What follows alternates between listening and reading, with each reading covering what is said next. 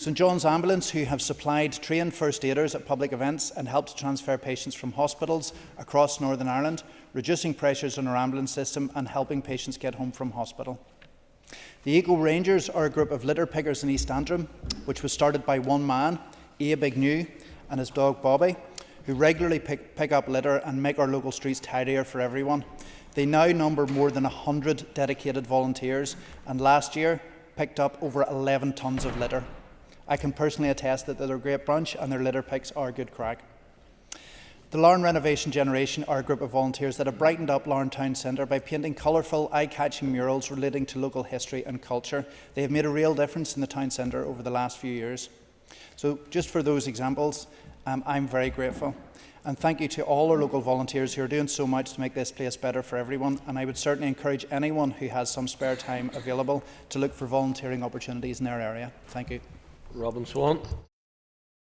Mr Speaker, I arrived home last night to receive a notification or an invitation from the Northern Ireland Blood Transfusion Service for my next donor session, and I just want to take this opportunity just to highlight the worthwhile work that they do, but to encourage everyone in this chamber and listening to come forward and actually to become a blood donor.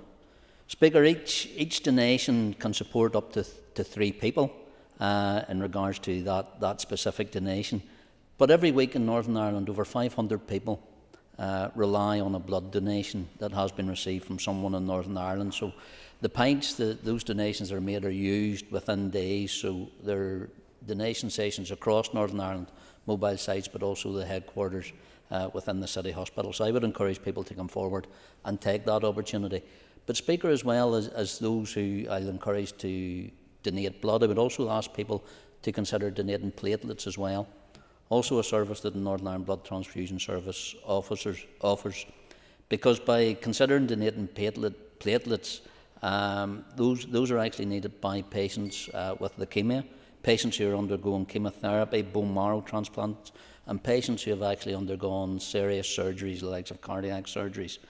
But the difference between blood and platelets is those platelet donations can only be kept up to 7 days. There is a constant need to refresh that donation. So I would encourage people to come forward.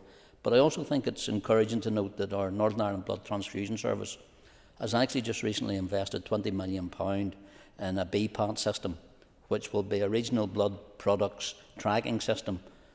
Mr Speaker, Northern Ireland will be not just the first in the UK, but the first across Europe, where they'll be able to fully trace a donation through to end use and end recipient on one electronic system. So Northern Ireland will be leading the way in that case. So, Mr Speaker, I want to just take this opportunity to congratulate and thank the staff of Northern Ireland Blood Transfusion Service, congratulate and thank those who already donate, but use this opportunity to encourage people to consider the real benefit that does come by donating blood and platelets in Northern Ireland. Cathal Boylan.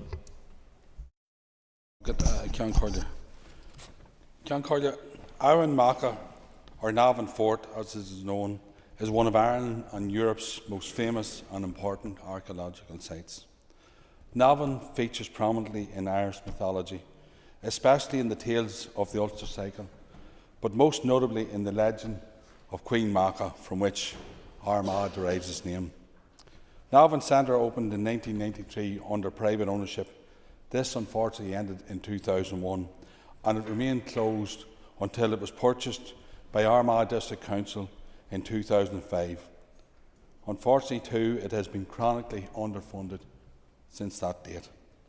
The centre is a crucial part of this site. It enhances the local community's sense of pride and belonging in their ancient past, and the centre provides an international perspective to attract overseas visitors. Recent excavations by Dr. Patrick Gleeson from Queen's University have found that the original findings in the 1960s excavations underestimated the size of the site and has given way for possible digs in the future. A UNESCO World Heritage bid is currently in process. Navan has been accepted onto Ireland's tentative list and has an agreement to work collectively with other Irish royal sites to achieve this. Investment is urgently needed. Unfortunately, a levelling up fund bid failed in 2022. A concept for an enhanced Navan Centre which is currently investment ready, would provide much needed upgrades to accessibility, play, exhibition, retail and catering. Mr. Speaker, I am calling on the Communities Minister to work with the local authority and interested community groups to ensure that funding can be found to enhance and safeguard this site for future generations. Kate Nicholl. Mr. Speaker, tomorrow is World Environment Day, which is a day for encouraging worldwide awareness and action to protect our environment. And ahead of that, I'd like to pay tribute to some of the groups and organisations in South Belfast who are doing just that. If you go into Botanic Gardens, you'll find just behind the tropical ravine the Medicine Garden, which was created by the Friends of Botanic Garden. You can tour the different continents and see a beautiful garden that they've spent many years putting together. If you keep walking through Botanic Gardens, you'll get to a field just behind PEC where the Friends of the Field have somehow managed, alongside Belfast City Council and Queen's, to create something extraordinary. There's going to be research gardens, allotments, community space. If you then turn left and walk up Rugby Road, you'll get to Wildflower Alley, where community and residents have created something extraordinary down the alleyway. If you go down Donegal Pass, you'll pass some beautiful community gardens. Keep going straight into the city centre and you'll come across Brink, which are based on the Belfast Stories site, where they're growing food in the city centre. Our city, Northern Ireland, is filled with groups and organisations who are doing amazing work to protect and enhance our future generations' birthright. And ahead of World Environment Day, I want to pay tribute to the people who are doing this important work. They are making our places better, they are inspiring us to be better, and I'd like to thank them for that. Thank you. As there's no further members seeking to make a statement, we move on to the next item of business, which is an opposition motion on an independent inquiry into the alleged use of wiretapping of Northern Ireland journalists. So I'll ask the clerk to read the motion. That this Assembly recognises the essential role of a free press in an open and democratic society, understands that a vital part of that role is the investigation and scrutiny of public bodies, including the legitimate use and protection of sources, affirms that the press cannot be expected to operate effectively if journalists can be intimidated, harassed or subject to unwarranted or unjustified surveillance, and calls on the Minister of Justice to launch an independent inquiry into the alleged use of wiretapping and other unlawful practices against journalists.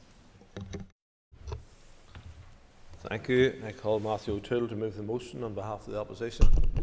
Thank you, Mr. Speaker. Moved. Thank you. The Business Committee has agreed to allow up to 1 hour 30 minutes for this debate. The proposer of the motion will have 10 minutes to propose and 10 minutes to wind. As an amendment has been selected and is published in the marshal list, the Business Committee has agreed that 15 minutes be added to total time for the debate. Before the debate commences, members should be aware that there is an ongoing investigatory powers tribunal hearing about the use of covert surveillance techniques by the PSNI, which is listed for hearing in October. The tribunal is a court and the proceedings are active for the purposes of Contempt of Court Act 1981, so the matter falls within the Assembly's sub judice rule set out at Standing Order 73. Members should therefore take care with their remarks and remain cognizant of the importance of not prejudicing ongoing legal proceedings. Please open the debate and the motion.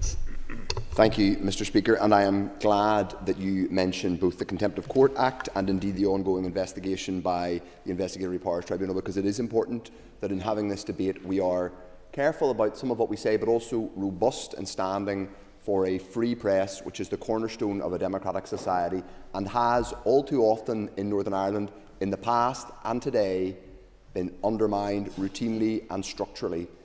And the matter that we debate first in the SDLP's fourth opposition day is exactly that. It is the compromising, the undermining, the hounding of a free press, which is the cornerstone of any normal democratic society.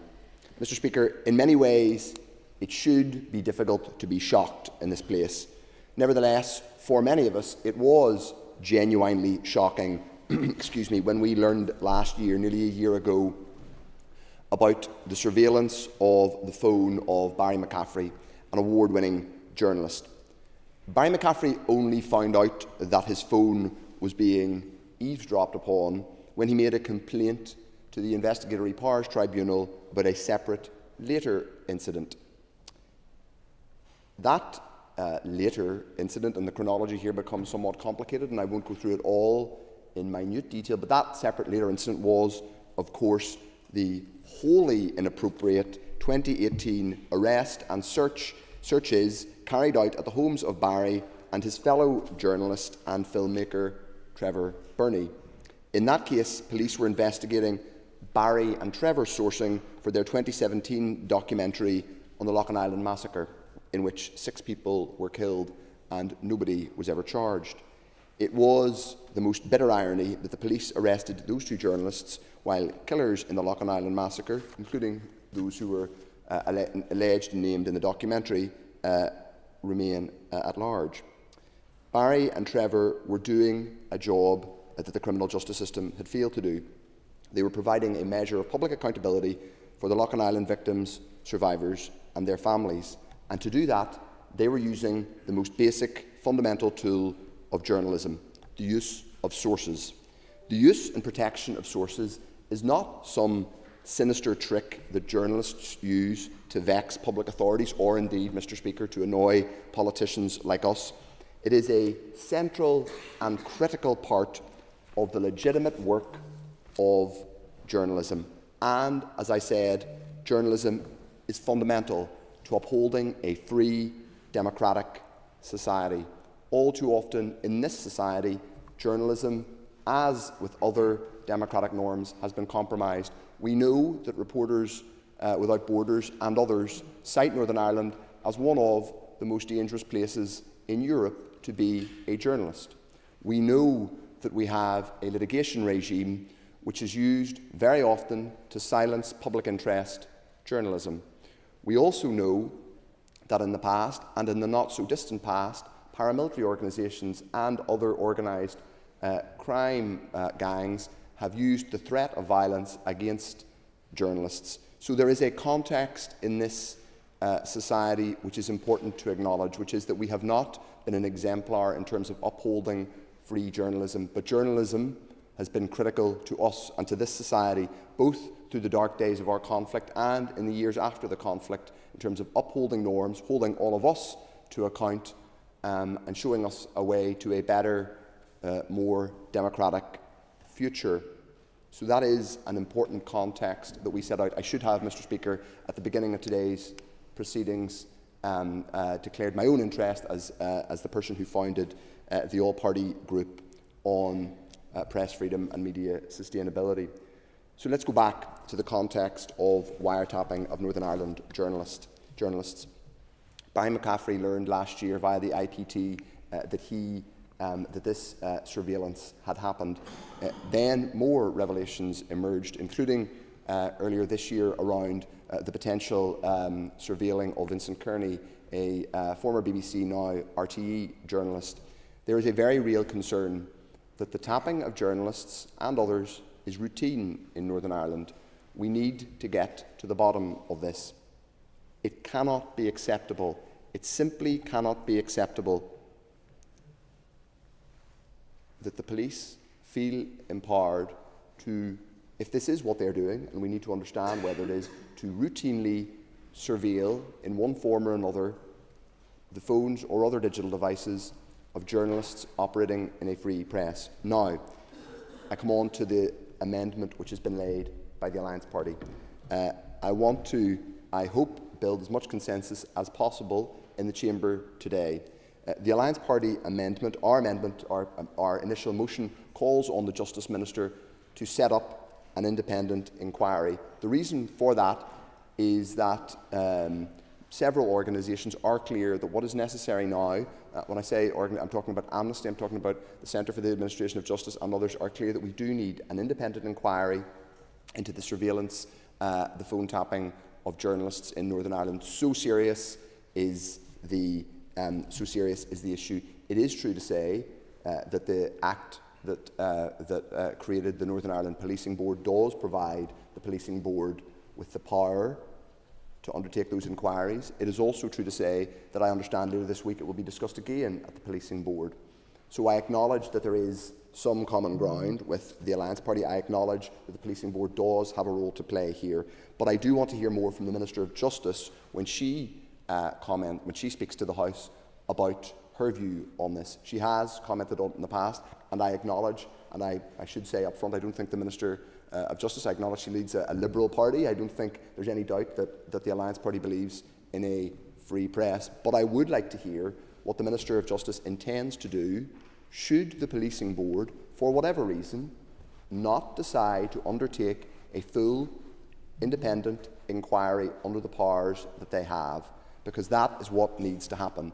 If it's via the Policing Board, then yes, we think that can be the way it happens. But if the Policing Board isn't going to do it, or if, for budgetary or other reasons, it cannot do it, it does need to be established, and the Minister who should be establishing it is the Justice Minister. So I would like to hear from the Minister in her remarks whether she, in laying, or her colleagues laying today's amendment, whether her view is that there is no possible way that she, at any point in the future, can announce an independent inquiry. Because if we think that if the Policing Board can't, then the Justice Minister should. Because, Mr. Speaker, the seriousness of the revelations that we have heard about today are simply, not just today, over the last year or two, are simply too serious for us to ignore. Barry McCaffrey and Trevor Burney have high profiles, and they have done extraordinary work in terms of high-profile investigative journalism, not just in relation to Loughlin Island, but in a whole range of other areas. They have the profile, and they have the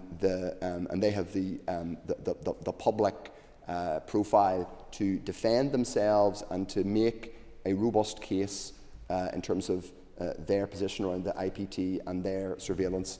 But what we as an Assembly need to do is to ensure that all those journalists who don't have the profile of Barry and Trevor, who don't have the experience, the confidence that they have, do not feel that they are intimidated into not doing their jobs robustly. It is critically important that we get to the bottom of what has happened over the past decade or more. Were journalists in Northern Ireland routinely surveilled by the PSNI? If so, why? If so, why? I appreciate that there is an ongoing inquiry by the Investigatory Powers Tribunal, and I appreciate the Policing Board is going to discuss this later in the week, but neither of those things, as long as I acknowledged at the beginning, we don't stray into the detail of sub judice matters. It is important that as an Assembly we make clear our position that this is not acceptable, and that should the Policing Board not be able or willing to proceed with a full independent inquiry, then the Minister for Justice will do that. So I would like to hear from the Minister for Justice in her remarks as to whether she intends to bring forward an independent inquiry in the event that the Policing Board can't or won't. I also want to acknowledge the news that came out yesterday, Mr. Speaker, which was that the Chief Constable John Boucher has appointed a KC with Amnesty and the CAJ, and I think some others, advising that KC to review the evidence. That is I would be cautiously positive in terms of that as a step forward, but it isn't an independent inquiry. So while that is a first step towards a proper guarantee that we are not routinely surveilling journalists, it cannot be the end point.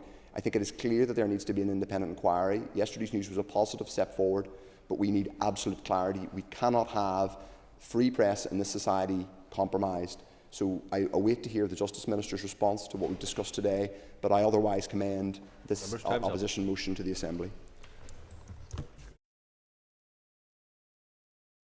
Thank you very much, Mr. Speaker. Mr. Speaker, sorry, I've moved. 10 minutes to propose and 5 minutes to wind, and all other speakers will have 5 minutes. Mr. Dixon. Thank you, Mr. Speaker. You would think after all these years I would know that. Mr. Speaker, in proposing the Alliance Party amendment today, I want to extend my thanks to the members for bringing forward this important motion, and also to place on record my thanks and my thanks to my party colleague Dr. Stephen Farry for his dedicated work on this crucial issue during his time as a Member of Parliament. However, Mr Speaker, if we are simply to pass the motion, and I think this has been acknowledged, unamended, we would be in serious danger of bypassing and indeed sending the wrong signal to those currently tasked with inquiry into these matters. I don't believe that anyone who believes in good order in dealing with these matters would want to interfere in due process. And that's why we're giving the proposer the opportunity to join us in supporting all the steps required to get it and to deliver a robust inquiry in a responsible way forward. Indeed, as the member proposing the motion has said, this is what I believe Amnesty International have encouraged us to do today, to support a policing board inquiry, and only if that fails to satisfy, then other courses of action may be required, including the type of inquiry the proposer is calling for. Let me make this clear, indeed unequivocally clear. Journalism is not a crime, and a free press is the cornerstone of our free, open and democratic society. Northern Ireland's journalism has a proud history marked by resilience and dedication. Even during the darkest days of our troubles, our journalists have always provided crucial investigative reporting, holding those in power accountable. They must be free to carry out their work without fear or interference, as a society where journalists are silenced is significantly diminished. The amendment which the Alliance Party is bringing today is not just a procedural amendment or adjustment. It is a necessary step to ensure that we uphold the integrity of the investigative process. Rushing into an independent inquiry without exhausting the existing mechanisms would not only be imprudent, but also a disservice to the principle of process. The Investigatory Powers Tribunal hearings are currently ongoing, and it is imperative that we allow these established processes to unfold and await their findings before considering further actions. Moreover, Mr Speaker, let us not forget the operational independence of the Police Service of Northern Ireland from the Department of Justice. The PSNI has been said, is accountable to the Northern Ireland Policing Board, which includes both political and independent representative members, ensuring that our police service is effective, impartial and accountable. The Policing Board is actively addressing surveillance concerns and will thoroughly assess these issues. We must respect their role and allow them to complete their review before the Minister considers any further additional measures. Mr Speaker, the original motion, well-intentioned, lacks a concrete timeline and doesn't consider the logical and necessary steps required for a thorough investigation. Our amendment calls for the Policing Board to take the lead in this investigation, as it should. Should therefore the review fall short, there will certainly be case for further action, including potentially an independent inquiry by the Minister. In conclusion, Mr Speaker, while the original motion highlights the importance of a free press and the protection of journalistic sources, it is essential to approach this matter with a clear strategy and respect for due process. So I'd encourage members, including the proposers of the motion, to support our amendment.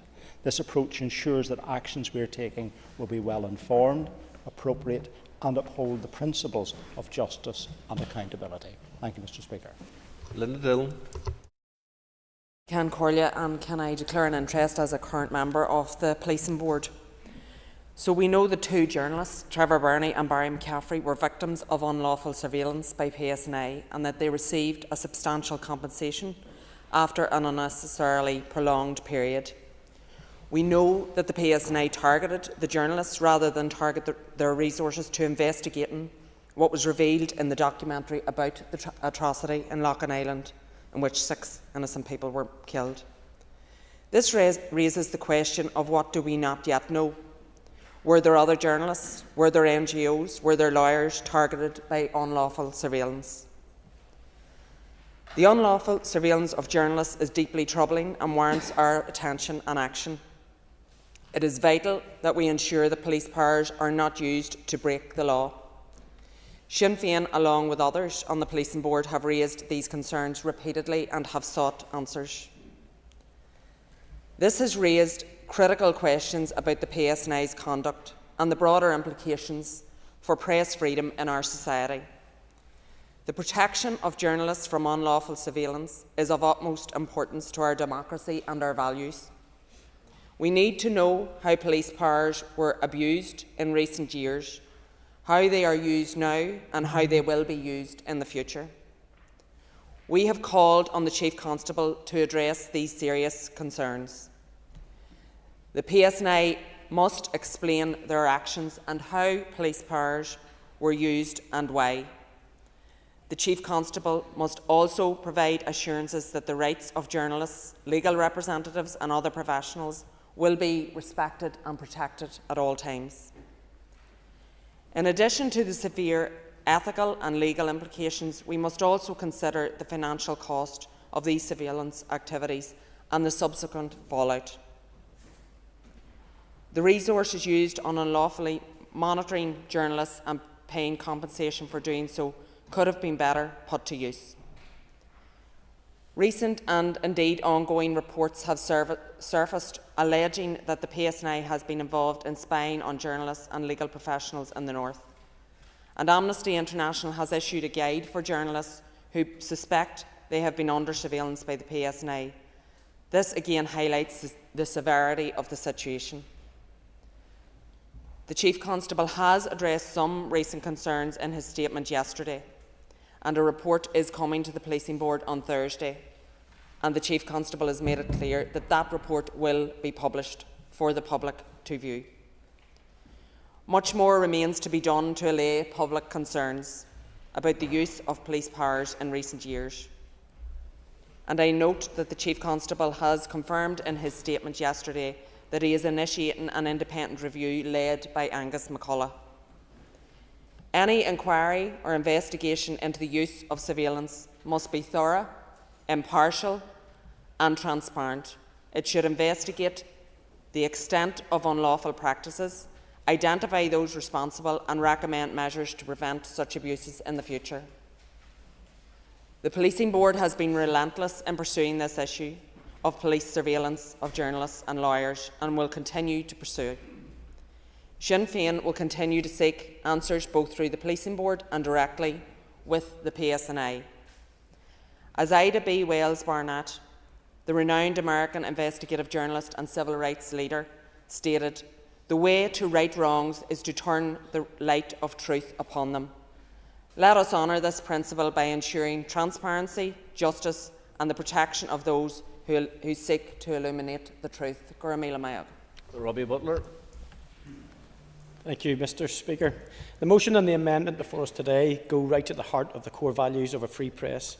And over recent years, and even going back a number of decades, investigative journalism has shone a bright light into the many dark corners across this country and exposed many scandals that the public would never have heard about.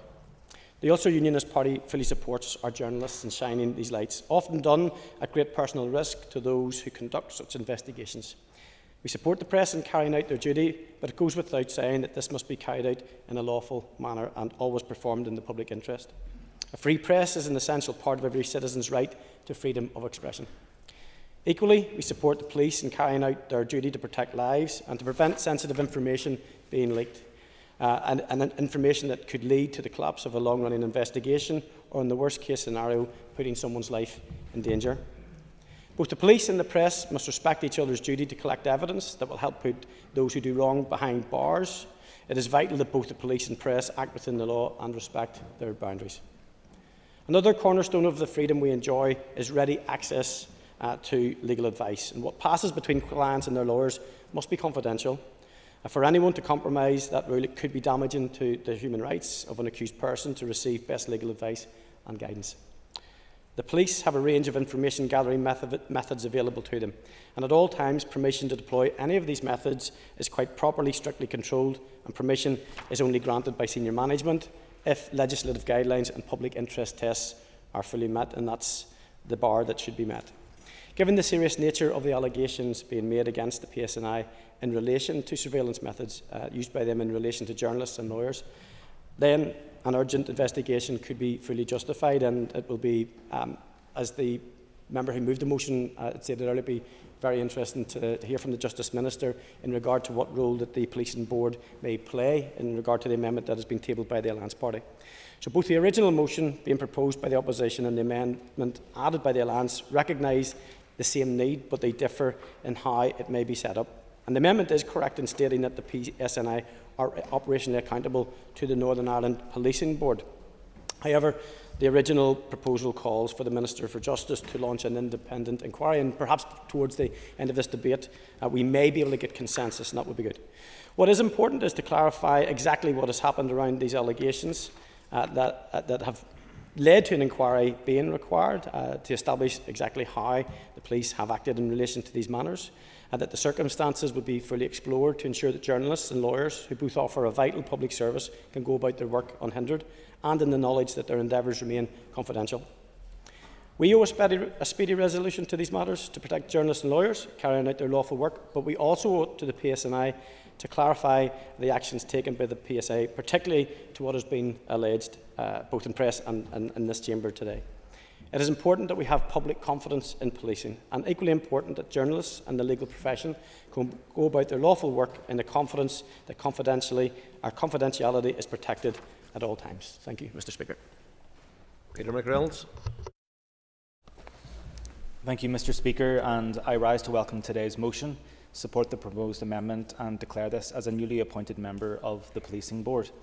The motion is an important one because it reaffirms this Assembly's support for a free press and journalism in a democratic society, a sector all of us make use of every day to keep aware of issues facing our constituents, but also wider society as we work together to create a Northern Ireland for all. I also agree with the motion that journalists must be free from intimidation, harassment or surveillance, a significant part of UK law through the Human Rights Act, and I think it is fair and essential that journalists are able to freely report on issues of public importance and not be obligated to reveal their sources.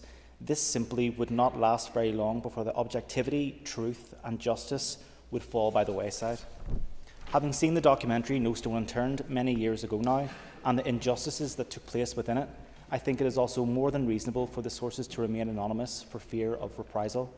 What is more important within the circumstances of that particular documentary is access to truth, but also justice for serious crimes that took place.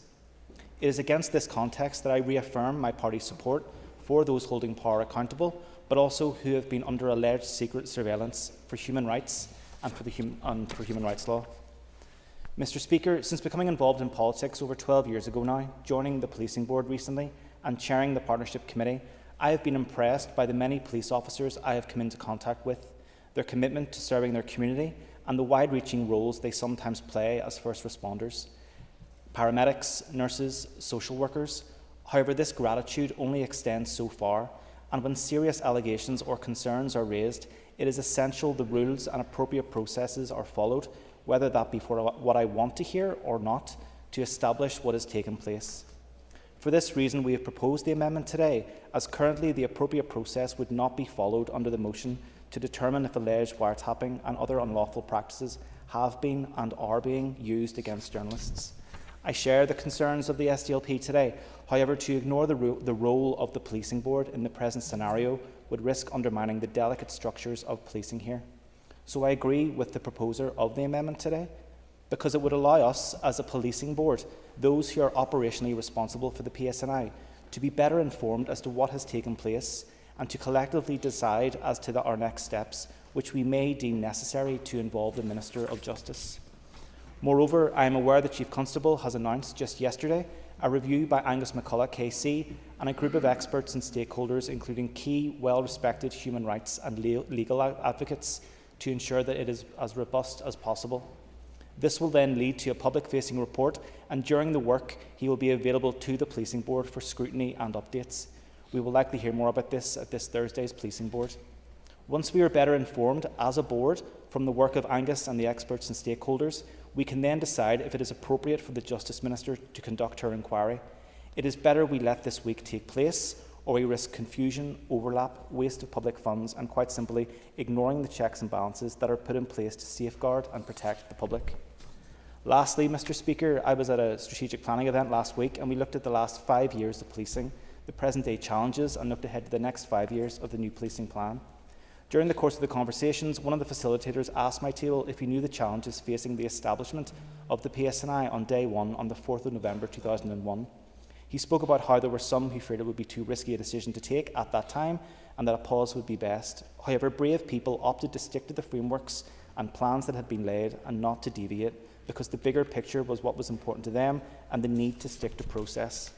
Mr. Speaker, for the current challenge facing policing, we must stick to the rules and procedures that are in place to best hold our police service to account and allow the Justice Minister to make a more informed decision should we, as a policing board, not be satisfied upon the conclusion of the Investigatory Powers Tribunal and the McCullough Review. Thank you. Michelle Brownlee. Mr. Speaker, first off, I would just like to declare that I am a member of the Policing Board also. Democracy is a value that was fought and won a number of times over the course of the last century. Alongside democracy, of course, sits freedom of expression, and that includes freedom of the press. In this Assembly, we must make a firm stand against repressive laws and procedures which stifle both freedom of speech and freedom of expression. No journalist should ever be intimidated, harassed, or subject to any unwanted or unjustified surveillance, and this is completely unacceptable, and of course we will stand against this. Very often in this very chamber, we hear things that we disagree with, and sometimes wholeheartedly oppose. But I would concur with what a famous author, Evelyn Beatrice Hall, once said: "I disapprove of what you say, but I will defend you to the death your right to say it." And we can never let repressive regimes suppress our freedom of speech. We support the Investigatory Powers Tribunal in its work uncovering the truth as regards to these allegations, and we must point out at the moment these are allegations. It should be noted, however, that of course there are some times when issues of the United Kingdom's national security may override such journalistic freedoms. And examples of this, of course, would be the identification of individuals, spying or foreign powers. It should be said, however, that this very much should be the exception rather than the rule. We are content that the IPT should be allowed to finish its investigation, and the subsequent hearing is due to be starting in October this year. As a policing board, we want to oversee this, ensure that everything is fair and balanced and there's a proper investigation. And of course, for that reason, we would support the amendment. Thank you. Thank you very much, Mr. Speaker. I rise, of course, in support of the motion and qualify my response in regard to the amendment. A free press is the cornerstone of any democratic society, and that has been repeated multiple occasions here. It is a vital role in speaking truth to power. Journalists not only have a duty to protect their sources, but they also have the legal right to protect them. Surveillance of journalists and their sources has a deliberately chilling effect on the media, a key cornerstone of our democracy. I've listened to the members talk about the amendment, and I trust that the amendment tells us that the Minister won't be sitting on her hands and doing nothing, and instead waiting until the Policing Board decides to ask her to act. And I would put a rider in there, and it's up to the Minister to qualify it, that if she determines that there's any aspect of kicking the tin down the alley, that she will act, and I trust that she will clarify that. I would also argue that indeed the evidence compels her to act now, because this is not simply an operational matter for the Policing Board to review. This is about public confidence that the police will act lawfully, and about how they are held accountable if they don't. It is also, as Trevor Burney, one of the journalists at the heart of this story, has said, about an undermining of freedom of the press in Northern Ireland. Trevor Burney and Barry McCaffrey were arrested in August 2018, and their homes and offices were raided. In May 2019, the Appeal Court in Belfast quashed the warrants for their arrests. The court ruled that there was, quote, no overriding requirement in the public interest which could justify an interference with the protection of journalistic sources in this case, unquote. In July 2020, the then Chief Constable Simon Byrne apologised to the journalists, and substantial damages were paid, amounting to a reported £875,000. This was all in relation to the documentary No Stone Unturned, which my colleague has referred to, which investigated allegations of collusion in the UVF murders of 6 men in Lough Island in 1994. I have to say it's thanks to the courage and tenacity of both Trevor Burney and Barry McCaffrey that we now know about the industrial-scale spying operation used against journalists here. It is only because the two journalists made a complaint to the Investigatory Powers Tribunal in 2019 that a hearing is in fact being held. And it is only because of that hearing that we have evidence of that unlawful spying operation. It is rare for these hearings to be in public, and indeed is an indication of the seriousness of this issue that they are being held in public in this case. But a full hearing won't be held until October, because the initial hearing was adjourned on the first day due to late disclosure of police documents. What has been revealed is truly shocking, though. Member give way. Yep. Would the member agree with me that the late disclosure of documents and the loss of documents is, as we know, when we look at some of the legacy cases, just a complete symptom of the state? And so this is part of the reason why an independent inquiry with statutory powers may ultimately be required. The member's an extra minute. I thank the member for his intervention, and I indeed have attended a number of those inquests where that in fact is the case. It's disgusting. That's all you can say about it. And that's why I did qualify remarks at the start for the Alliance Party, that if there is any aspect of this where people are being evasive, where the police are being evasive, and where they are seen to be withholding information or delaying the release of information, that then I ask that the Minister would dutifully act, and respectfully so. For at least a decade, the PSNI unlawfully regularly trawled through the phone data of at least 8 journalists trying to identify their sources. Following their unlawful arrests in 2018, both Barry McCaffrey and Trevor Burney were subjected to covert surveillance in a further bid to identify their source. The Tribunal is also investigating 2 other instances of police surveillance against Mr McCaffrey in 2011 and 2013. The BBC have also instructed lawyers to contact the Tribunal about covert surveillance of Vincent Kearney in 2011, when he investigated the independence of the Police Ombudsman. Mr Kearney is now the Northern Editor with RTE. And the Policing Board has been left playing catch-up on this. It wasn't until September last year that the board asked the PSNI whether they had conducted surveillance of journalists or lawyers since 2011. It took the police 8 months to produce a report that the Alliance Party representative on the board described, quote, as utterly vague. That report was only produced by the Chief Constable after the covert surveillance of journalists here was made public by the Tribunal in London.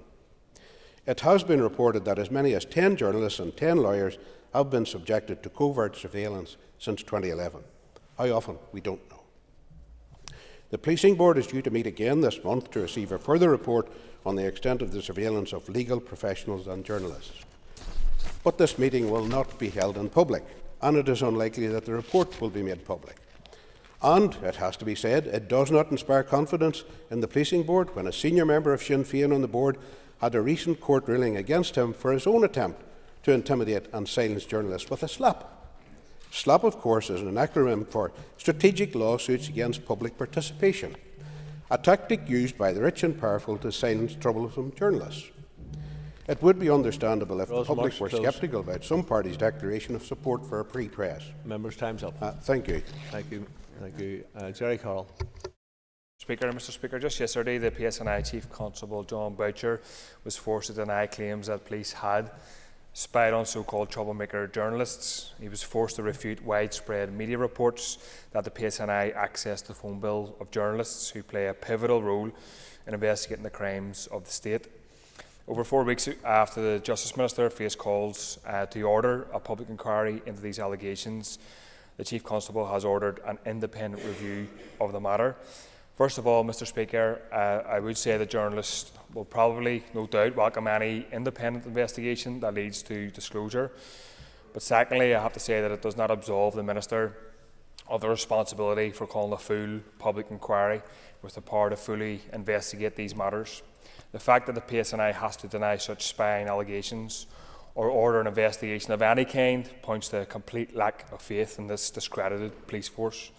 When I raised these concerns in the Assembly last month, I spoke to the case of Trevor Burney and Barry McCaffrey, who were pursued by the PSNI for exposing the truth about the Loughlin Island atrocity. Police attempts to prosecute journalists for exposing PSNI collusion in the murder of 6 civilians, in my view, is no accident, Mr Speaker, and many people will see it as a direct policy of a police force whose dark activities have purposefully denied justice to people from all walks of life.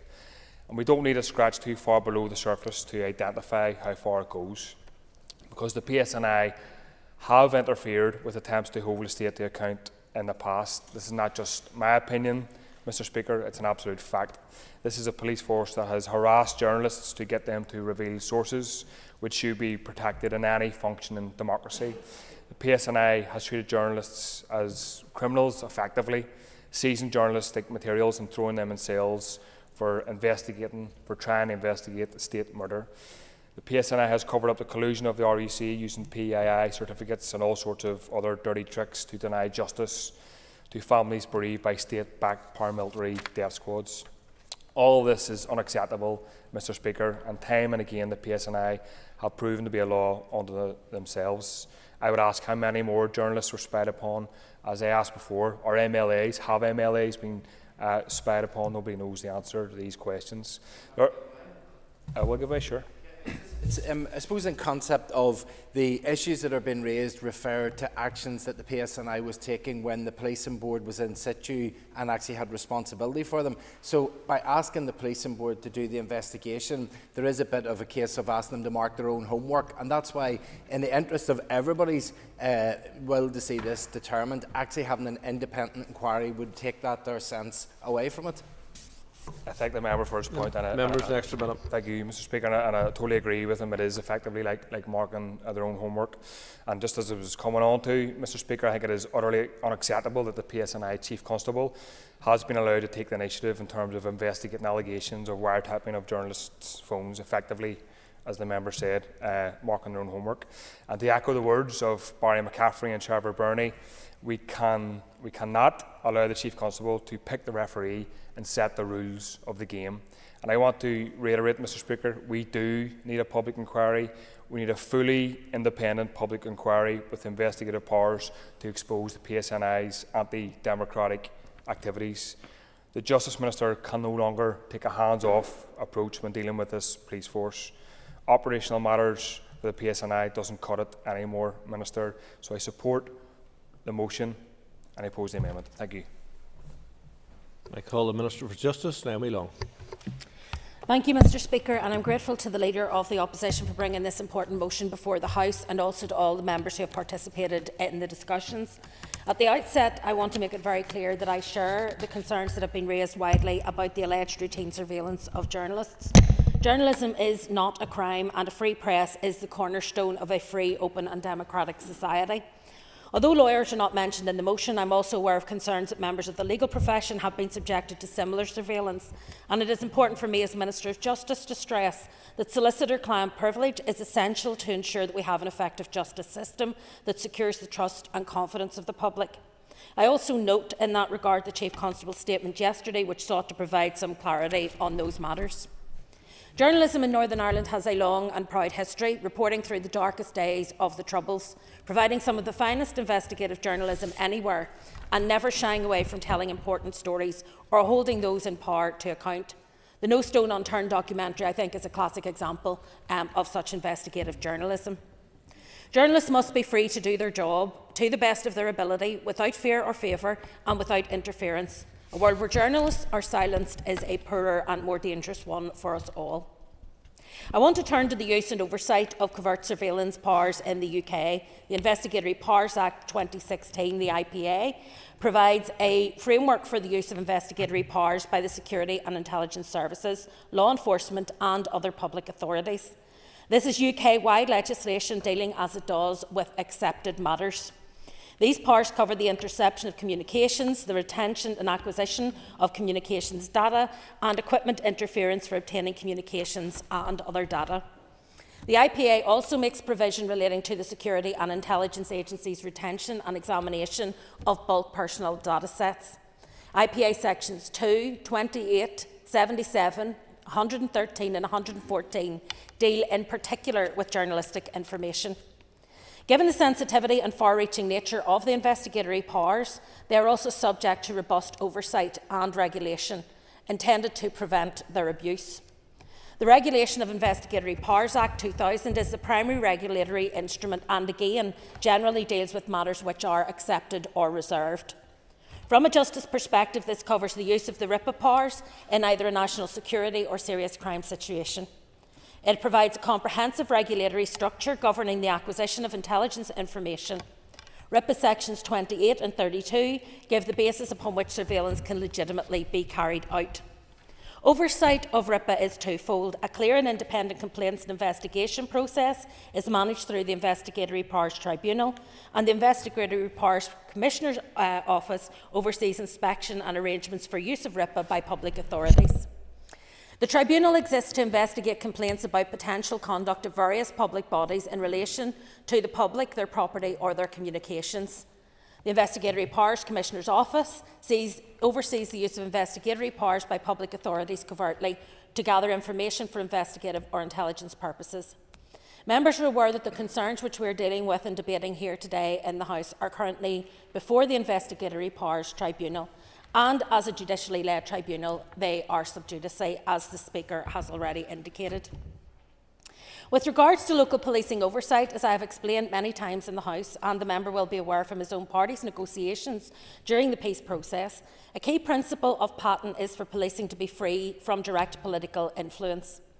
The tripartite arrangements resulting from Patton mean the PSNI is operationally independent from my department, but is operationally responsible to the Northern Ireland Policing Board. It is essential that I respect those carefully designed lines of accountability. The Policing Board comprises a balance of political representatives and independent members who are collectively tasked with ensuring an effective, efficient, impartial, representative and accountable police service which can secure the confidence of the public.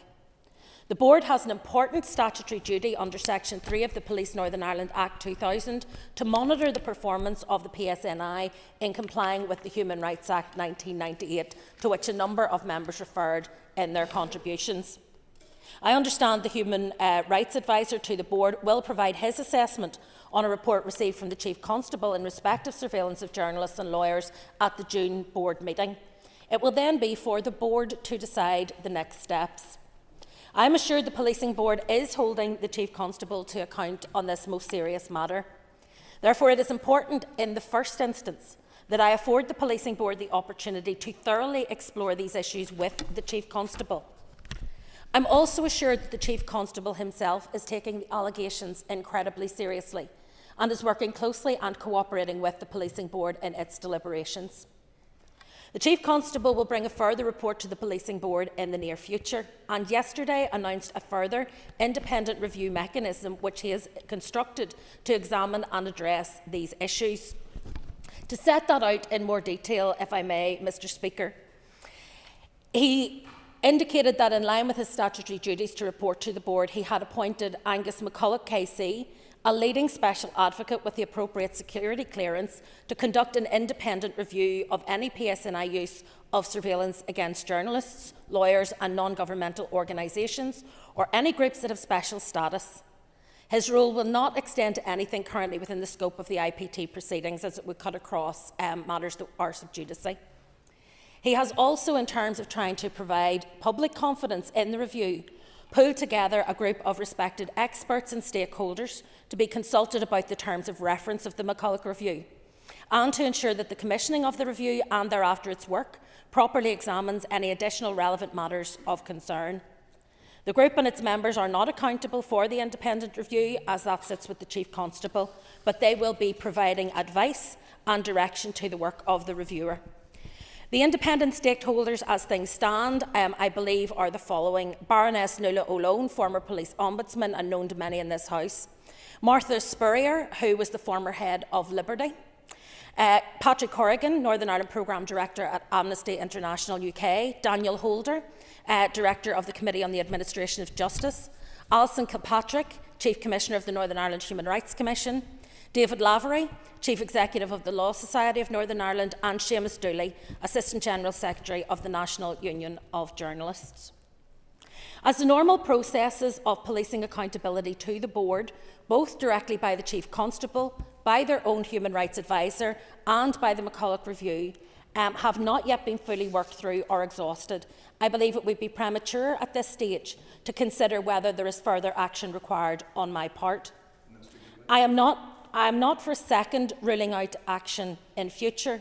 Indeed, I have gone to considerable lengths in this chamber when previously asked to say that I believe that should my assistance be required, I will not be found wanting.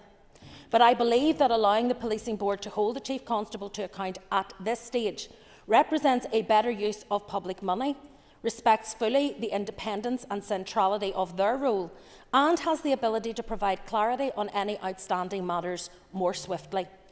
That said, I take very seriously my role in maintaining and building public confidence in policing, and recognise that these events impact on that wider confidence. In light of this, I stand ready to support the Board in such actions as it feels are necessary. I also believe that it is important that nothing I do will interfere with or cut across the work of the Investigatory Powers Tribunal, which is ongoing and due to report in late autumn. Finally, with respect to my powers in regard to calling a public inquiry, Section 1 of the Inquiries Act 2005 allows for any Northern Ireland minister to cause an inquiry to be held where it appears to them that particular events have caused public concern. The threshold for what constitutes public concern is not set out in the legislation, but there is Cabinet Office guidance which states that generally an inquiry may be set up to establish the cause of a major disaster, accident or other event involving significant damage or loss of life, to make recommendations as to how lessons can be learned from such an event, to investigate allegations of serious public concern which require thorough and impartial investigation and for which ordinary civil or criminal processes may not be adequate or appropriate. It goes on to state that before deciding to establish an inquiry, a minister must reflect on what other investigatory mechanisms are available. Given the ongoing nature of the deliberations of the Policing Board and of the IPT, it would not therefore be appropriate for me to act in advance of that work concluding. I will, yes. I appreciate you giving way on that point. Am I to understand that, given that bit of the Cabinet Office guidance requires or implies that other avenues should be exhausted, should they be exhausted and there be a view in this House, hopefully with some consensus, that an independent inquiry would add to that, would she be willing in principle to call an independent inquiry in those circumstances?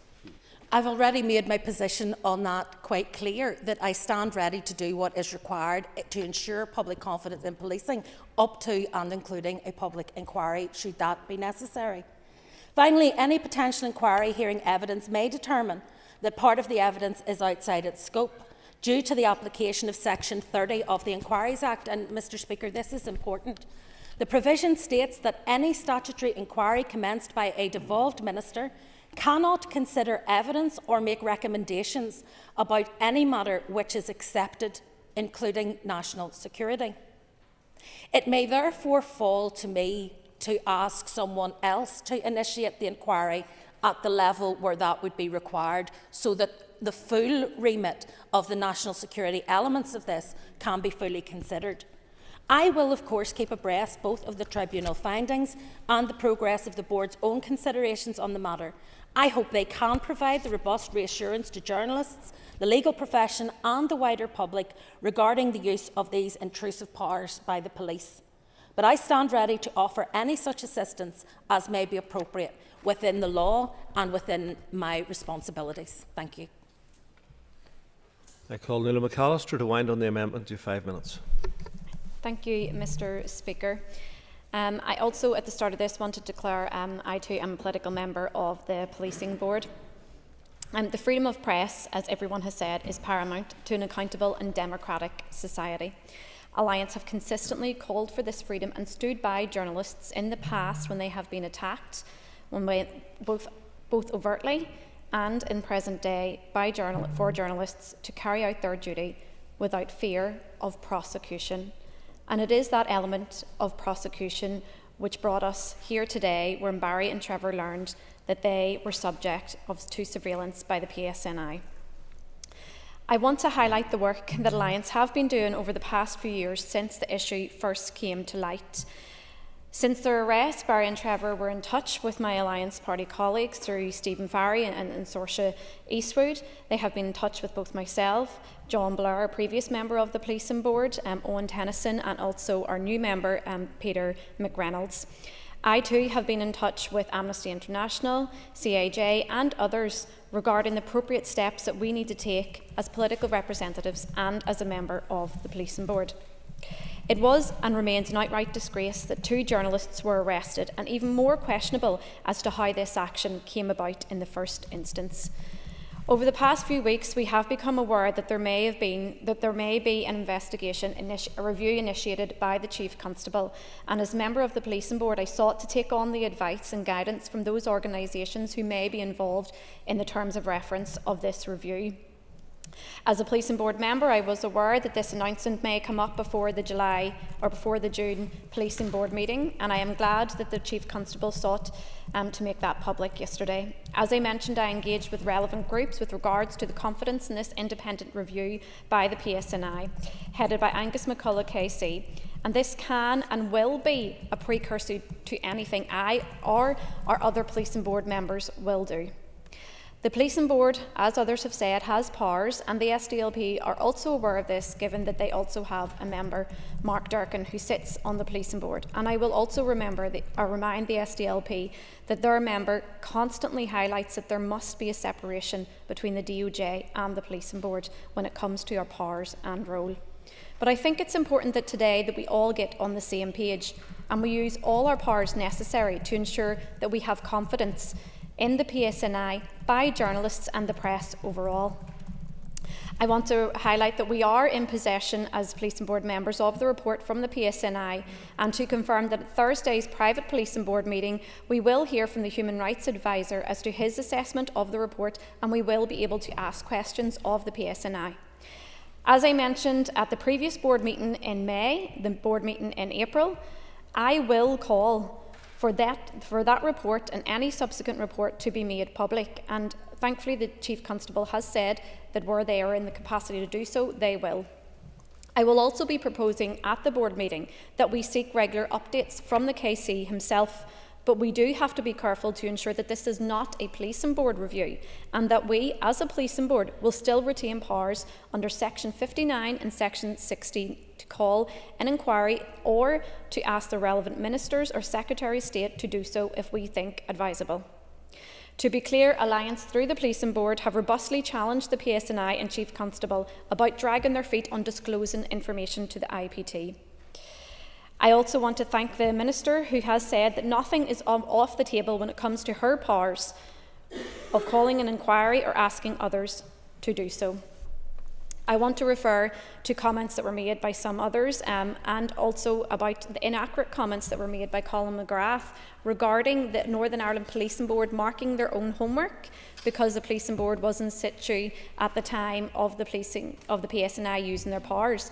But the Policing Board has been in existence since the very day that the PSNI was established, and so will always be in situ when the police use operational matters or take operational decisions from any time after that date. So I don't understand that issue, but I hope that the member from the SDLP will get on board at the Policing Board meeting this coming week so that we can have consensus right across the team, both political and independent members, as how best to deal with this. I want to thank the members for bringing the issue forward, and I look forward to engaging as a Policing Board member in the future. Matthew O'Toole. Thank you, Mr. Speaker. I welcome the fact that we've had broad consensus on the importance of a free press, and indeed broad consensus, or relatively broad consensus, on the unacceptability of what happened to Barry McCaffrey, Trevor Burney and other journalists operating in Northern Ireland.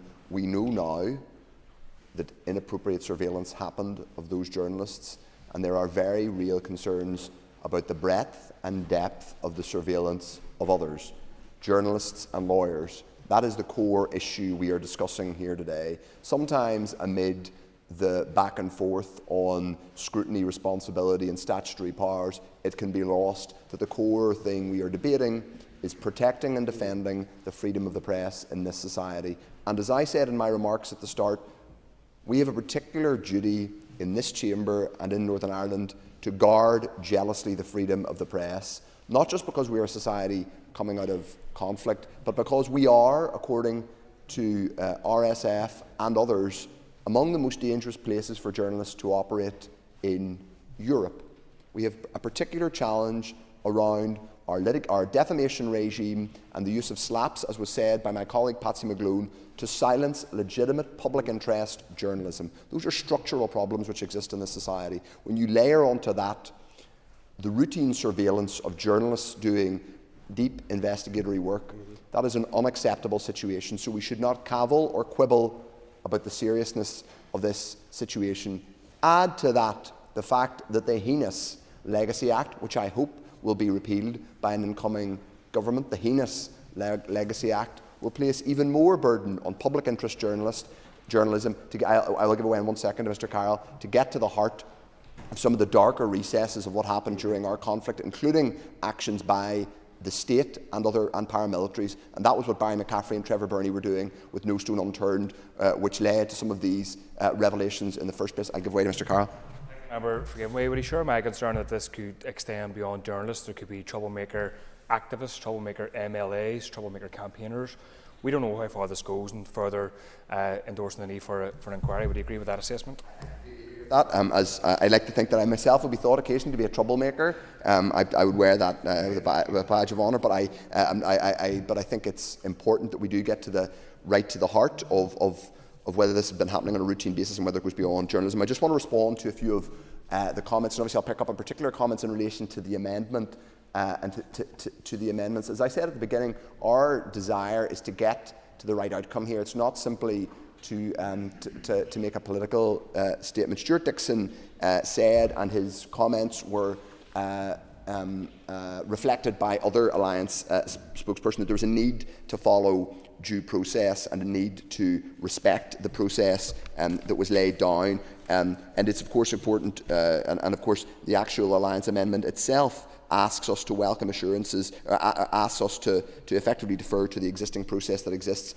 I acknowledge that there is a process there with the Policing Board, and I'll come on to say what we think around that amendment and around the actions of the Policing Board and where the Policing Board might go from here. But I do want to make the point. Part of the reason why we put down the amendment with the motion in the first place and asked for the Justice Minister to take some accountability, this was not simply to play ministerial politics. It's because we can't simply defer to due process in relation to this. Due process, as it were, kind of got us into this situation in the first place. Barry McCaffrey and Trevor Burney probably wouldn't have found out that they were being surveilled had they simply followed due process and just taken the word of authorities for it. So yes, it is important to give the Policing Board their head and to give them their role in all of these matters. And I'll come on to our reflections on the amendment on the basis of that. Linda Dillon also asked the question, who else did the PSNI surveil? And that is, again, why I think ultimately, unless there is a robust independent inquiry that comes out of the Policing Board process, and I hope there is, because that would be the first port of call, but unless there's a robust independent inquiry, statutory inquiry that comes out of the Policing Board, I think there will need to be, the Minister may need to step in and set it up. Why do I say that? I say that because a couple of people have said today that the Chief Constable, whom I have respect for, particularly given his record in relation to Canova, has set up an independent review. It is independent in the sense that it's not being set up by, he's not doing it himself, literally himself, or other PSNI staff aren't doing it, but it's not wholly independent in the sense that it's not set up on an independent statutory basis under the auspices of the Inquiries Act, and it's important to say that it is a review, and I recognise the huge stature of the people, Alison Kirkpatrick, Daniel Holder, Nuala O'Loan, very serious people who are advising on this, and those are people I think we can all be confident in. But it's not, and these people themselves, including the CAJ and Amnesty, have acknowledged it is not yet an independent statutory inquiry, and I think that may be where we ultimately need to get to. Peter McReynolds talked about us undermining the Policing Board. I do want to slightly push back on this idea that by having this debate today and asking the Justice Minister to account, that this is somehow undermining the Policing Board. And this is notwithstanding the fact that in this current context we are not minded to divide on the Alliance motion. I do not accept the idea that we are undermining the Policing Board by having this debate in this chamber now. I think that's frankly churlish in response to this debate. I will take an intervention, yes. We'll note that my colleague didn't say that this debate today undermines the Policing Board. And in fact, we welcome healthy debate on the matter, because it is important that public attention is drawn on the issue. But actually, you will recognise that there is a role from the Policing Board and you yourself, your member is not here in the chamber today, but you also have a member on the Policing Board who recognises too that the issue is important to be discussed at the Policing Board itself. Of course, I've acknowledged the role of the Policing Board. The point I was making is that this is a chamber where we're all elected to debate vital matters of the day, and there will be a role, I believe, should the Policing Board not be able to take this forward, there not be consensus at the Policing Board, or the Policing Board doesn't feel it has the budget, for example, and I know that has been a specific issue that has been raised, where there will be, I think, a role for the Minister. And let me acknowledge that I welcome that we got clarity from the Minister in her remarks that she is willing to, as it were, go there, should that be required. And I think it will be on all of us to hold her accountable to those remarks, but also before then hold the PSNI and the Policing Board accountable for the process that emerges in the coming days and weeks around the independent review by Mr McCulloch KC with the advice of the panel that I've mentioned. I just want to go through some of the other comments that were made and respond to them. My colleague Patsy McGlone highlighted the industrial scale, and he's right to say the industrial scale of spying that happened here, and I think that word is important. This isn't simply one discrete example. We don't know, to use that cliche, we don't know how far or how deep this goes. Patsy also acknowledged, and I'm going to repeat this point, about there is a degree of hypocrisy sometimes. People in public life here talking about press freedom whenever certain people have used some of those powers in terms of the defamation regime to silence public interest journalism. But I think that point was made clearly and distinctly. I just want to come on to the Justice Minister's remarks. I welcome the fact that the Justice Minister gave us a very clear overview of the legal position in relation to RIPA, the Investigatory Powers Act, the oversight role of the Investigatory Powers Tribunal, and the fact that yes, of course, those are accepted matters.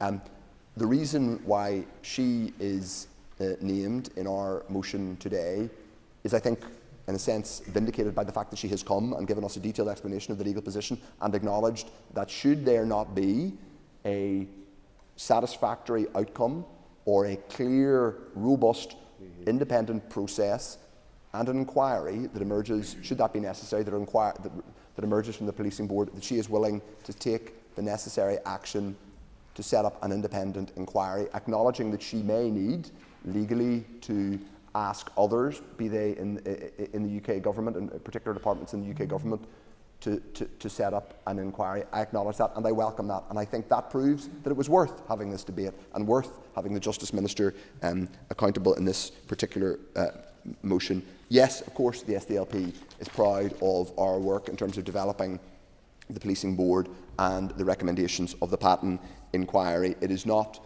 our role to undermine or question the role of the Policing Board. But there are real questions about the ability and the budget of the Policing Board to take this forward. We hope to see that accountability emerge from the Policing Board. I have very little time, but I'm happy to give way very briefly.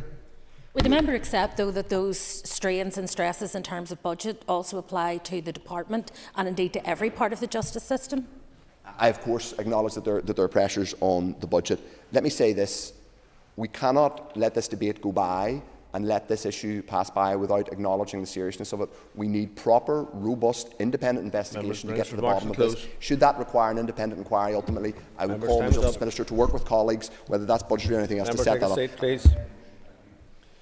Question is the amendment stand in the name of Nuala McAllister, Stuart Dixon, Peter McReynolds and John Blair be made. All those in favour say aye. Aye. Contrary, if any, no. The ayes have it. The ayes have it. The question is that the motion is amended be agreed. All those in favour say aye. Aye. Contrary, if any, no. The ayes have it. The ayes have it.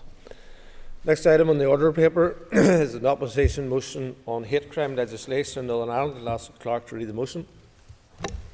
That this Assembly notes the alarming prevalence of hate-motivated crimes in Northern Ireland and across these islands, recognises that legislation governing hate-motivated crimes in Northern Ireland is outdated and no longer fit for purpose, believes that hate crime legislation can protect communities with protected characteristics while ensuring adequate protection for the freedom of speech and reasonable religious, political or other beliefs, acknowledges the work of the Marinin Review into hate crime legislation in Northern Ireland, expresses disappointment at the lack of progress that has been made in enacting the recommendations of the review in the past 4 years, and calls on the Minister of Justice to introduce standalone hate crime legislation based on the definition and recommendations set out in the Marinin Review within the next 12 months.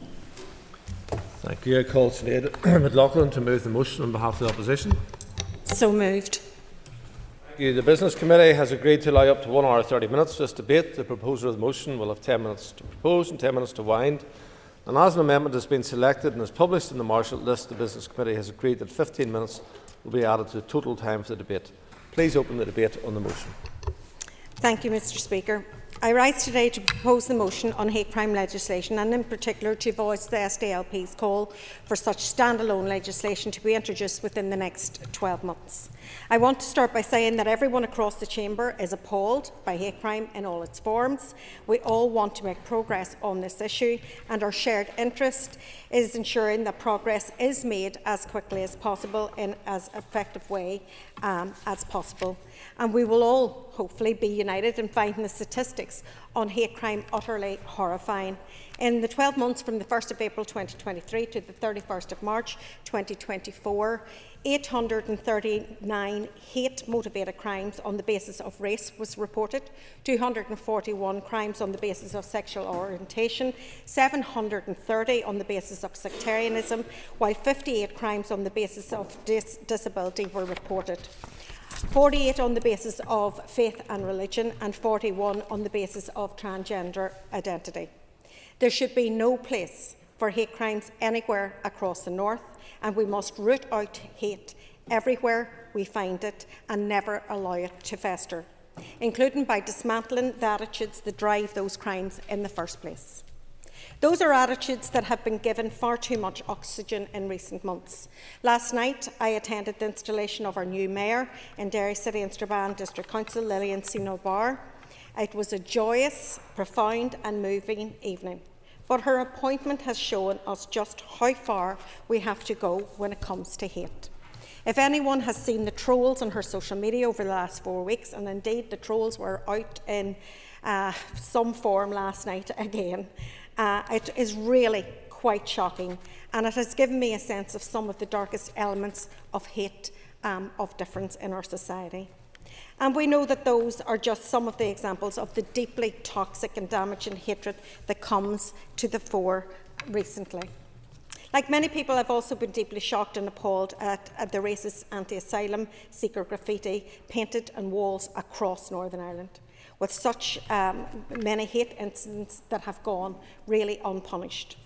Unfortunately, progress has been far too slow on this issue, and we are risking adding action of hate crime to the list of issues that still have not been progressed by this Assembly. I believe, and my party colleagues believes, that making progress on hate crime should be right at the top of our priorities. In 2020, Judge Marian published his seminal independent review into hate crime legislation in Northern Ireland, engaging extensively with academics, experts and stakeholders. His recommendations were clear and unambiguous, and that the current system and the current laws were not fit for purpose. He also made clear on Recommendation 31 on the need to end the current piecemeal approach and consolidate current hate crime legislation into one bill. That was supported by 79% of respondents to the consultation of this review. The current piecemeal approach was considered to be, and I quote, outdated, underutilised and subject to significant gaps. The Equality Commission said at the time that strengthening hate crime legislation into one bill would make the legislation easier to understand, provide greater clarity and certainty, and ensure a consistent approach, including addressing hate crime across a number of equality groups. Similarly, the PPS confirmed that a single piece of legislation would assist in communication to the public how seriously such matters were taken. I think the wide support for such a standalone piece of legislation shows just how much consensus there is for a bill that could bring an overarching focus to hate crime, improve transparency and help raise public awareness. The call for a standalone piece of hate crime legislation was a recommendation that has also been repeatedly accepted and endorsed by the Justice Minister. In April 2021, speaking in this chamber, the Minister said, "I agree with Justin Moynihan that his recommendations merit a stand-alone hate crime bill that is planned for introduction in the next mandate." In June 2021, the Minister said, "We are taking a number of actions to bring forward hate crime legislation. The draft bill will come forward at the start of the next mandate." Like many others, I welcomed the consultation stages on such a bill, including the extensive work that has already been undertaken in relation to the more complex issues, such as dealing with sectarianism and whether misogyny will be specified, as a hate crime as part of the bill. The Minister had previously described it as of huge importance in protecting people's dignity, rights, safety and security. In the legislative programme set out by the Justice Minister's Party in the 2022 manifesto, we find as the second item listed a hate crime bill to strengthen legislation on hate crimes, building on the recommendations by Judge Moynihan. Unfortunately, by last month, it appears the Minister has now concluded that insufficient time remains in this mandate to take forward a stand-alone bill. She is effectively backing away from the commitment that she and her party have made.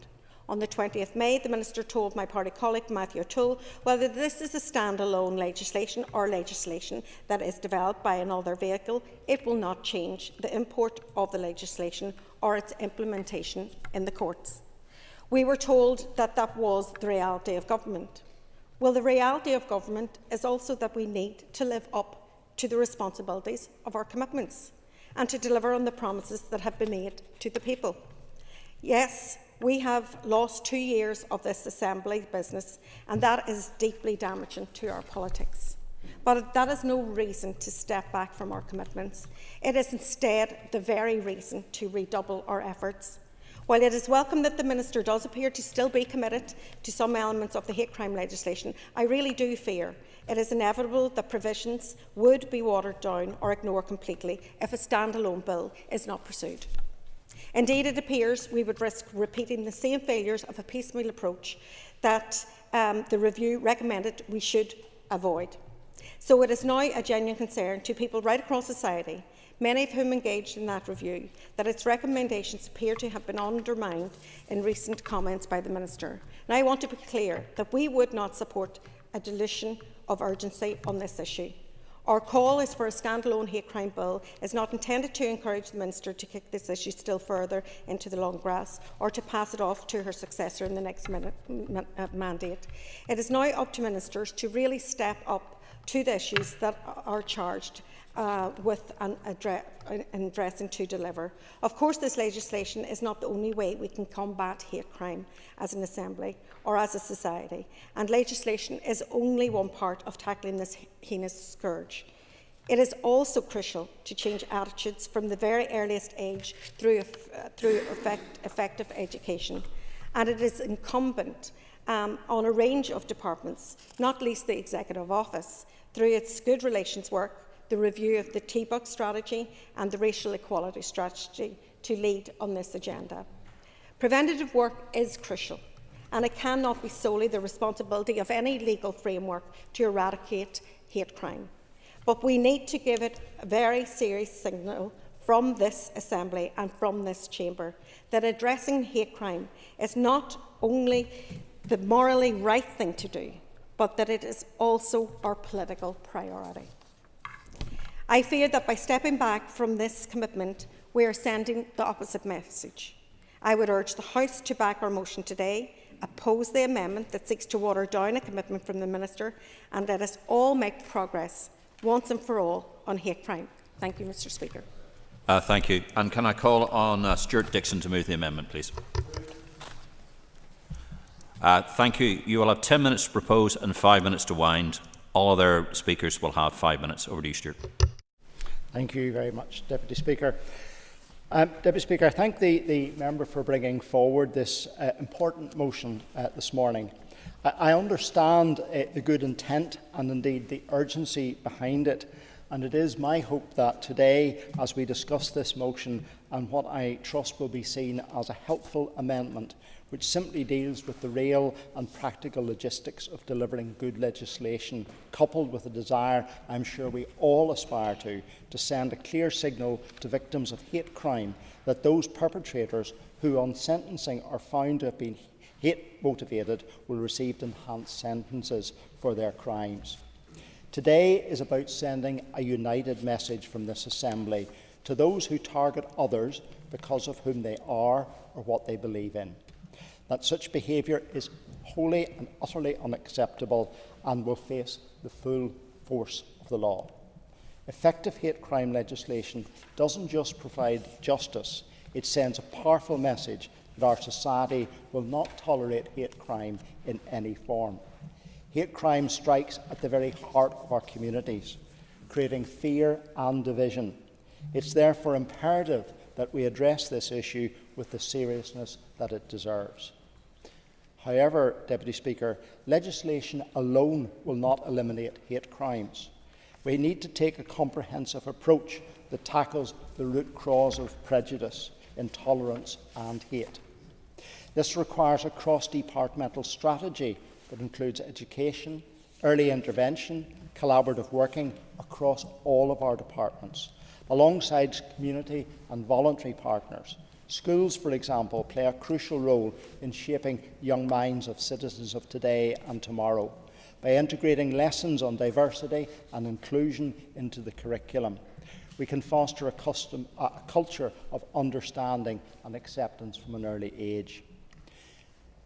Deputy Speaker, improving current legislation to support hate crime victims was a commitment included in the draft programme for government as far back as 2016 to 2021.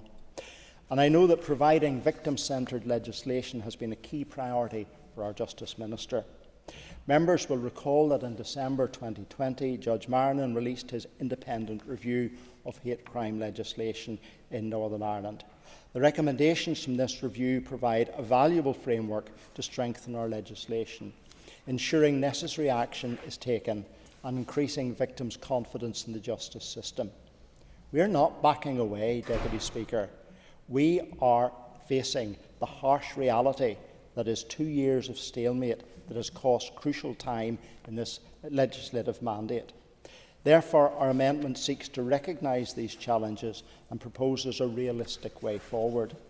Ultimately, with resources constrained, both in terms of funding and indeed the human resource required to develop comprehensive legislation, this amendment seeks to offer a pragmatic approach to ensure Northern Ireland does not fail the victims of hate crime or tackling hate crime. Ministers across all departments will need to be strategic about what they can do. The specific vehicle, whether it is a standalone bill or otherwise, is less important than the content which it carries. And I believe the most impactful measure for victims of hate crime is the introduction of aggravated offence models as a starting point. Therefore, Deputy Speaker, I urge this Assembly to support our amendment to ensure that we move forward with the necessary legislative foundations to build a safer, more inclusive Northern Ireland where everyone can live without fear of prejudice or violence. Let us all today pledge to do that and support this amendment. Thank you. Thank you. I call on Deirdre Hargey.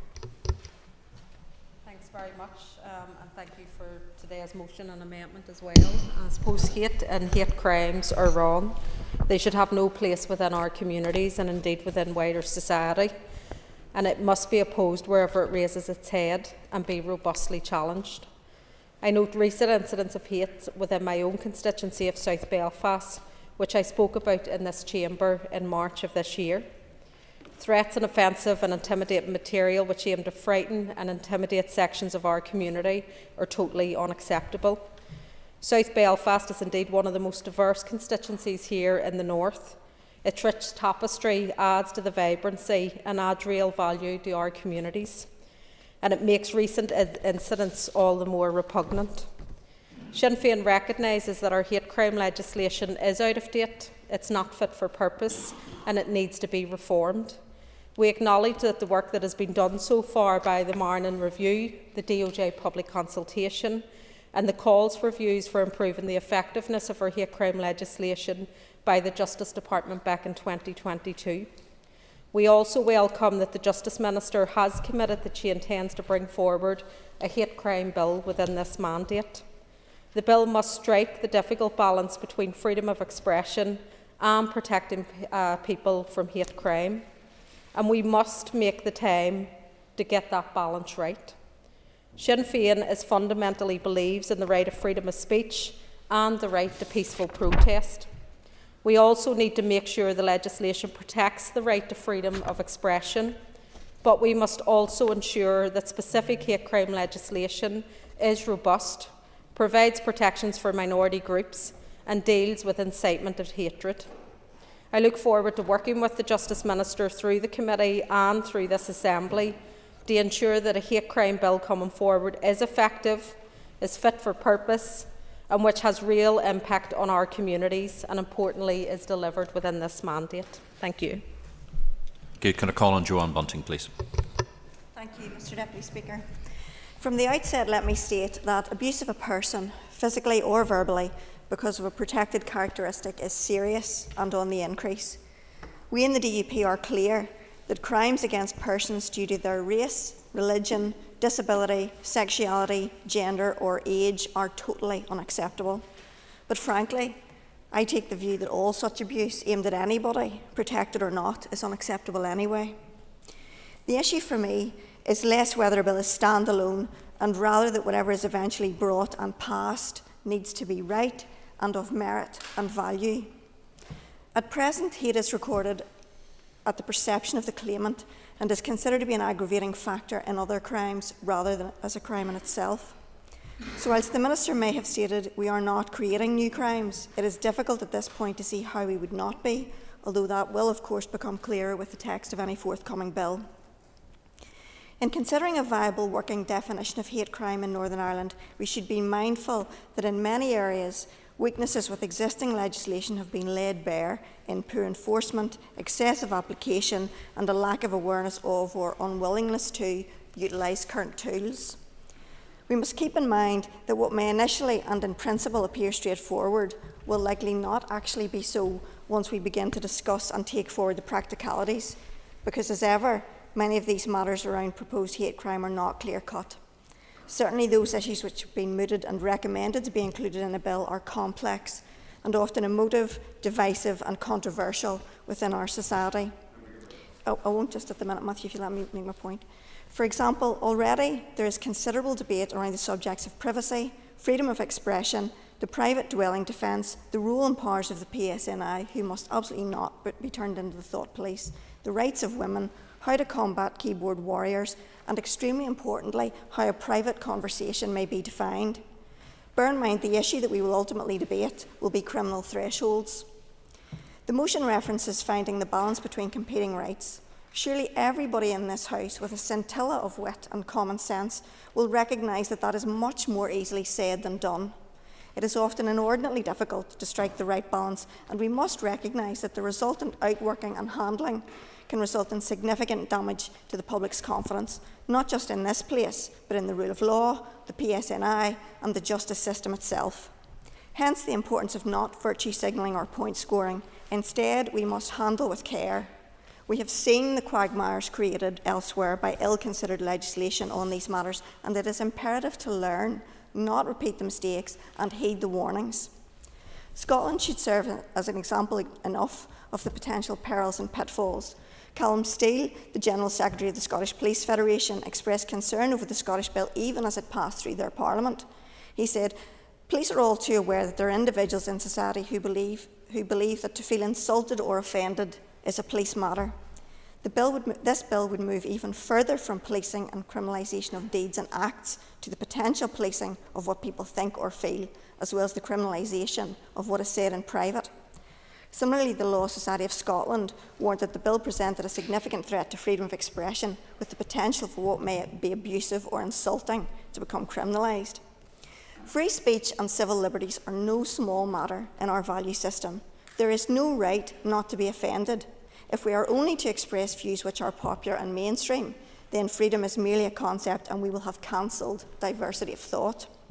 We must preserve the ability to discuss and debate at all costs, because abuse and opinion and crime are not the same. Discussion and debate around issues is integral to freedom of expression, speech, religion and conscience, and regardless of whether they take place in private or public settings, they are worthy of protection. We must be clear how exactly private conversations, including in the home, can and will be protected. With regard to the private dwelling defence, legitimate concerns have been raised around malicious communications by individuals in the course of private conversations online or in forms of social media. Indeed, I presented a petition in this House on the malignance of this problem. We believe a comprehensive approach to tackling online harm should be the starting point for tackling this wrongdoing. Moreover, we must not create a hierarchy of victims, as can often result from intersectionality, and rather ensure justice is blind and even-handed for all.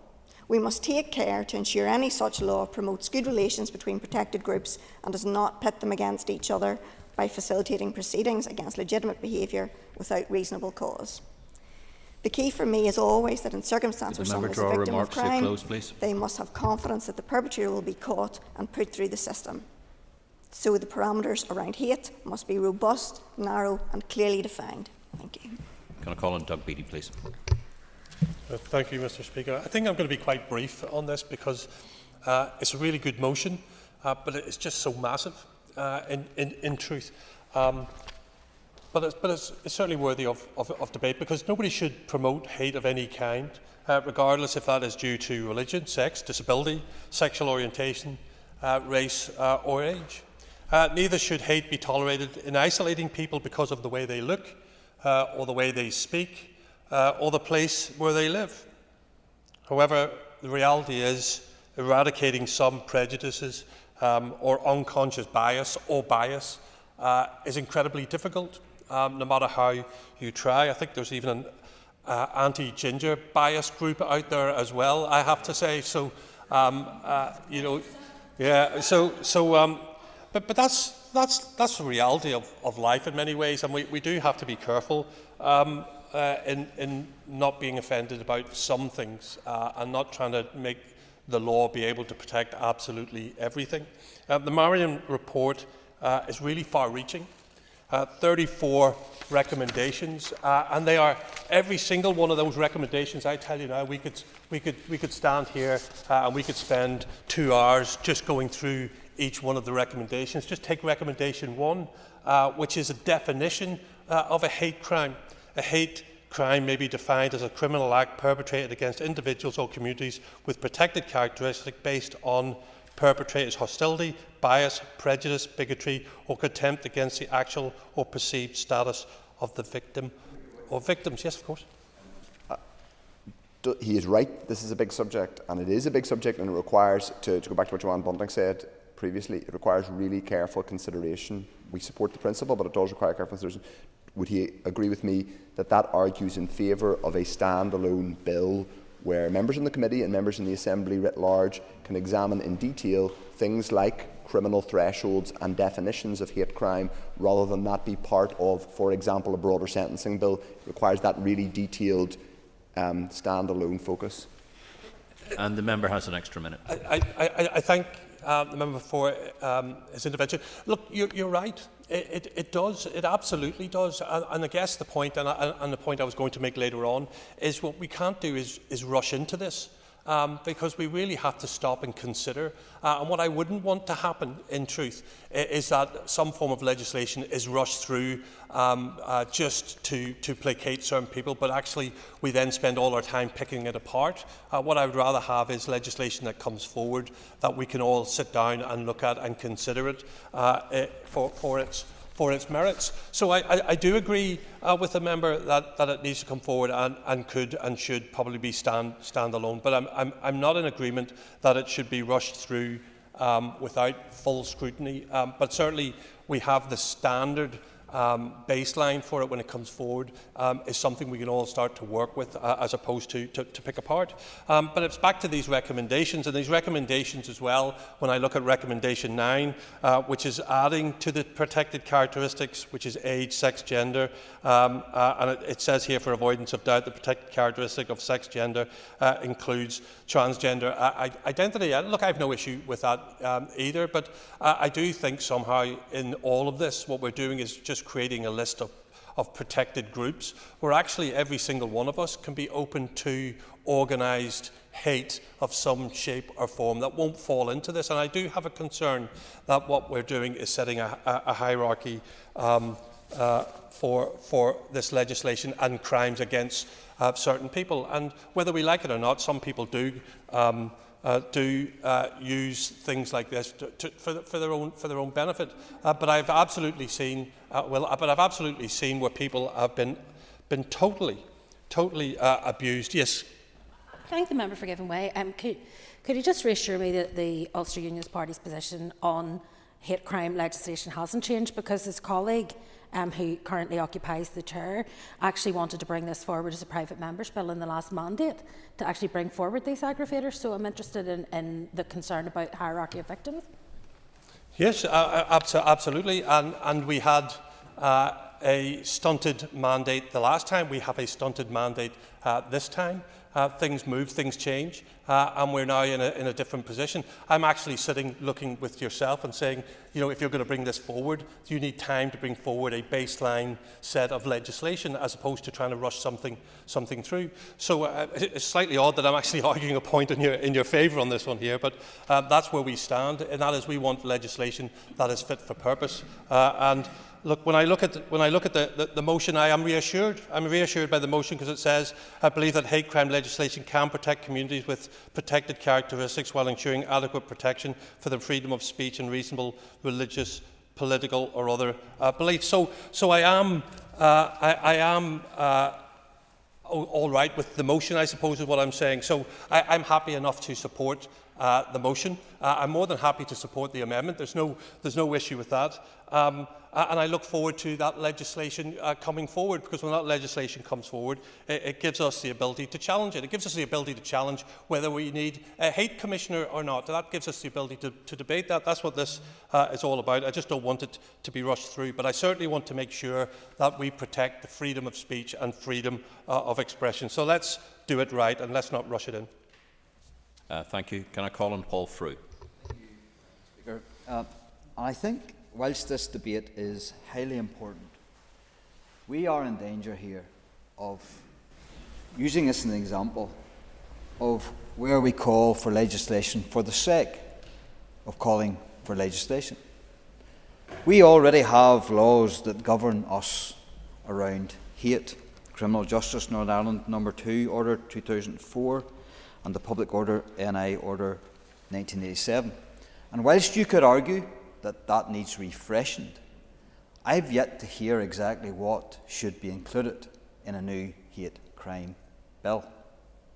And again, from the proposers of the motion and of course from the Minister herself, when you look at the examples of the Republic of Ireland and in Scotland, they are prime examples and exemplars of how not to do this legislation. And of course, whilst we all should agree that crimes motivated by hate are wrong, I would also look just a few years ago when there was a section of people who choose not to avail of a medicine or choose not to disclose their personal, private medical history. And those people were hated upon. Those people were discriminated against by government. And those people were discriminated against by business. Should they, those people who choose not to take a medicine or choose not to avail or to disclose their medical history, should they also be included in a protected group? That was only a number of years ago when hate was poured down on those people by government ministers.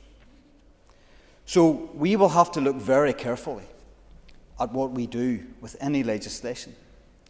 But the main issue for me around the hate crime stuff is the perception. In my constituency, I had to deal with a young person who got in trouble with the law. He was a member of a vehicle, and they threw eggs out onto pedestrians on the road. And the police deemed that to be a hate crime. The egg struck 3 people. One of them was a lady who came from Poland. And that lady perceived that crime to be a hate crime. And that young person was interviewed by the police. And the police told him that he was being interviewed because of a hate crime. And that young person protested his innocence to say that he didn't know who the people were. They were driving at speed and they're throwing eggs out of the car, and that they were hitting people indiscriminately.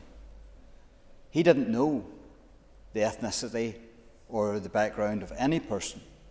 So you can see where this will unravel.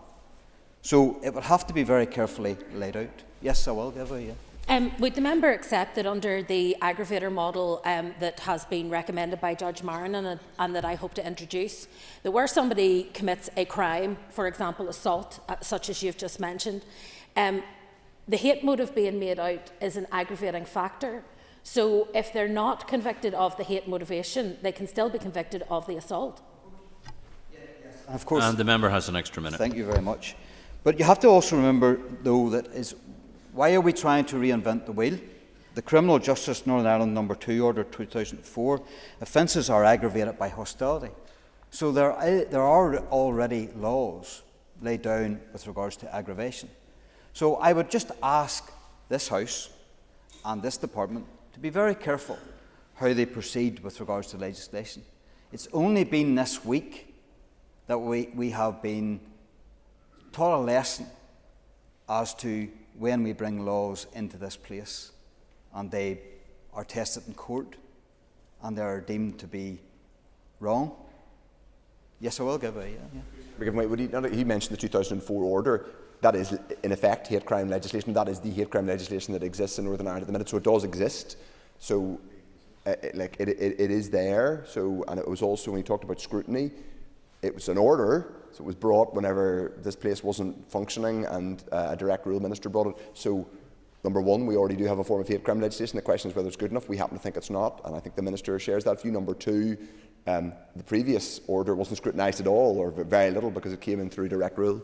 Yeah, and so, don't get me wrong, and the minister shouldn't get me wrong. We are totally opposed to any criminal activity that is motivated by hate. But it's making sure we get the legislation right. So I put the marker down and I put the warning down to this House that let's be very careful how we proceed with regards to any piece of legislation, of course, but this one in particular. Thank you. Thank you very much. And before I call the next speaker, could I just say that can we keep the interventions to a shorter, because you will have time to wind later on, Mr O'Toole. So can we keep the interventions to a shorter reign would be very good. And can I call on Connie Egan, please? Thank you. Thank you, Mr Deputy Speaker. I rise today to support the call for legislation to tackle hate crime in Northern Ireland. We must take sincere and pragmatic action to protect our communities, ensuring everyone has full legal protection to be who they are without targeted abuse or harassment. This requires a cross-sectoral and cross-society approach, putting responsibility of every part of not just our justice system but our whole social ecosystem to prioritise both prevention and also intervention on behalf of those most vulnerable to experiencing harm. It is absolutely essential that the steps we take here are victim-centred, recognising both the trauma of any hate incident or crime on people and how then also our justice system is set up as it can be now to reanimate these experiences. Hate crime itself, the attack on someone because of who they are or what they believe in, is unacceptable across the board. This leaves people and the communities around them feeling not just hurt, but totally discriminated against and feeling unaccepted by the world around them. Taking a look at the hate-motivated crime statistics published by PSNI at the end of May, it highlights the absolute spectrum of abuse that those across our society experience.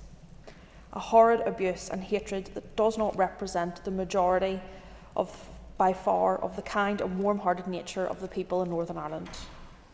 Over the last 12 months preceding March of this year, we saw a spike of racially motivated hate incidents, with an increase of over 132, an additional increase against those who are transgender and those who hold faith or practice religion.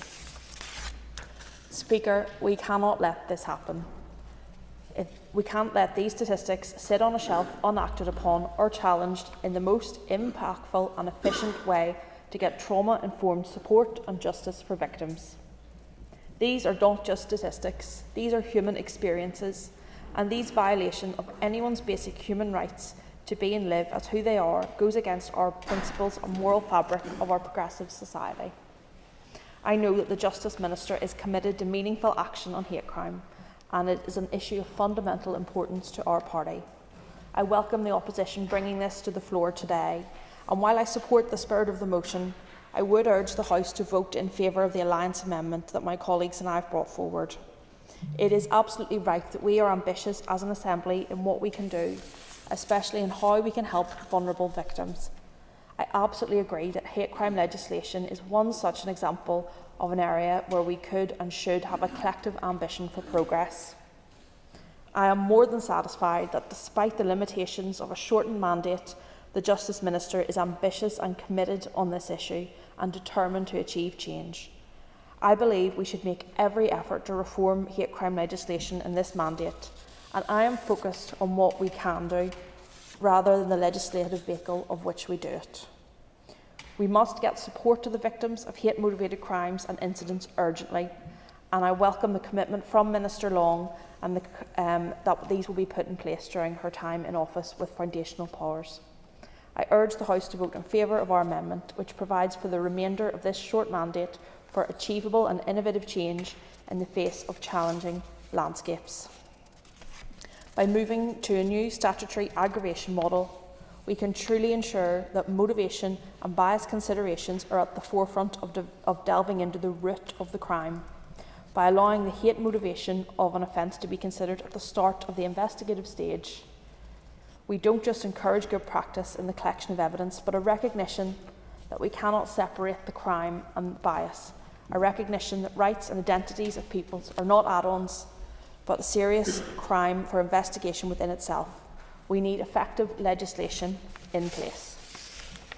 At the end of the day, we have a responsibility to victims first and foremost, and for them to get justice, we need to take a pragmatic approach. We need intersectionality and a recognition of the connections in vulnerable communities can be exposed to in detailed and deliberate legislation. Let's commit together across this chamber to what is truly important, delivering change for victims in this mandate. Thank you, and I call on Kate Nicholl. Thank you, Deputy Speaker, and I welcome the opportunity to speak on this important motion. And there have been some discussions around kind of the impact of this, but I just wanted to take the opportunity to talk about the lived reality of hate crime. Not just people who don't take vaccines or who throw eggs, but what's happening in my own constituency. Takura McCurney from Axoni has been has been very brave in speaking out about the experience of having racist graffiti put on his home, the fear that caused for him and for his children, and having to relocate. There are two businesses who I've worked with who have been forced out. Sudanese father of four who arrived here as a refugee, trying to start a new life, a better life for him and for his family, set up a business, was providing a really important service within the community, and had his business burnt down after a series of threats. The impact of that can't be understated. I met with women who are living in contingency accommodation, who are subjected to regular abuse because they wear a hijab and live in fear. I will give way. For giving way, and while I fully appreciate and support her views on her constituents and other members, would she also accept that that type of behaviour and hate crime went on for years in urban areas, but also in rural areas of Northern Ireland, where people were forced out of their homes because they were a certain religion, and people have had to rehome in various areas, and I know several in my constituency. And the member has an extra minute. I thank the member for his intervention, and I mean, I agree. I had the privilege of working for Anna Lowe, the first and only minority ethnic MLA we've ever had, shamefully, in this assembly. And Anna was very outspoken on how racism and sectarianism are two sides of the same coin. And that's actually where I was directing my comments, because whether it's Mohammed, who had his office burnt down, or Takura, who had to move, or the trans father who had 2 small children attacked in the playground, there is a tolerance, I fear, sometimes within our society for hate and for othering. And while legislation is absolutely important, and I know the Minister is committed to this. I mean, when the Assembly was down for the past 2 years, Naomi Long came with me to meet with people in the Belfast Islamic Centre, to meet with different constituents about what more we can be doing. And if one thing is taken away from my contribution today, it's that yes, legislation is important. Yes, understanding the lived experience of people is important, but our leadership is so important as well. I wonder how many MLAs have actually engaged with people who are victims of hate crime within their constituencies, and not just sectarian hate crime, but people who are victims of racist hate crime. How many of our MLAs have actually engaged with asylum seekers who are living in fear every day? So we can talk about the legislation. Yes, it is so important, but we also have to lead, and our silence on so many of these issues, it's palpable, and the communities feel it. They know that every time something happens, every time someone is a victim of hate crime, the same people come out and they speak out about it, and there is silence from everyone else. So yes, let's work together. Let's send a strong message as an Assembly that we are going to legislate, we're going to do what we can, but let's address our own leadership as well. How we behave in these situations, I think, is so important. Go ahead. Way, and there's validity in what she says, of course there is, but does she recognise that bad legislation won't protect anyone? In fact, could make lives worse? Well, I wasn't talking about bad legislation, and I agree, and it's why, I mean, the reality of the situation is we didn't have an Assembly for the last couple of years. We haven't been able to progress really important legislation, and so our time for this mandate is truncated.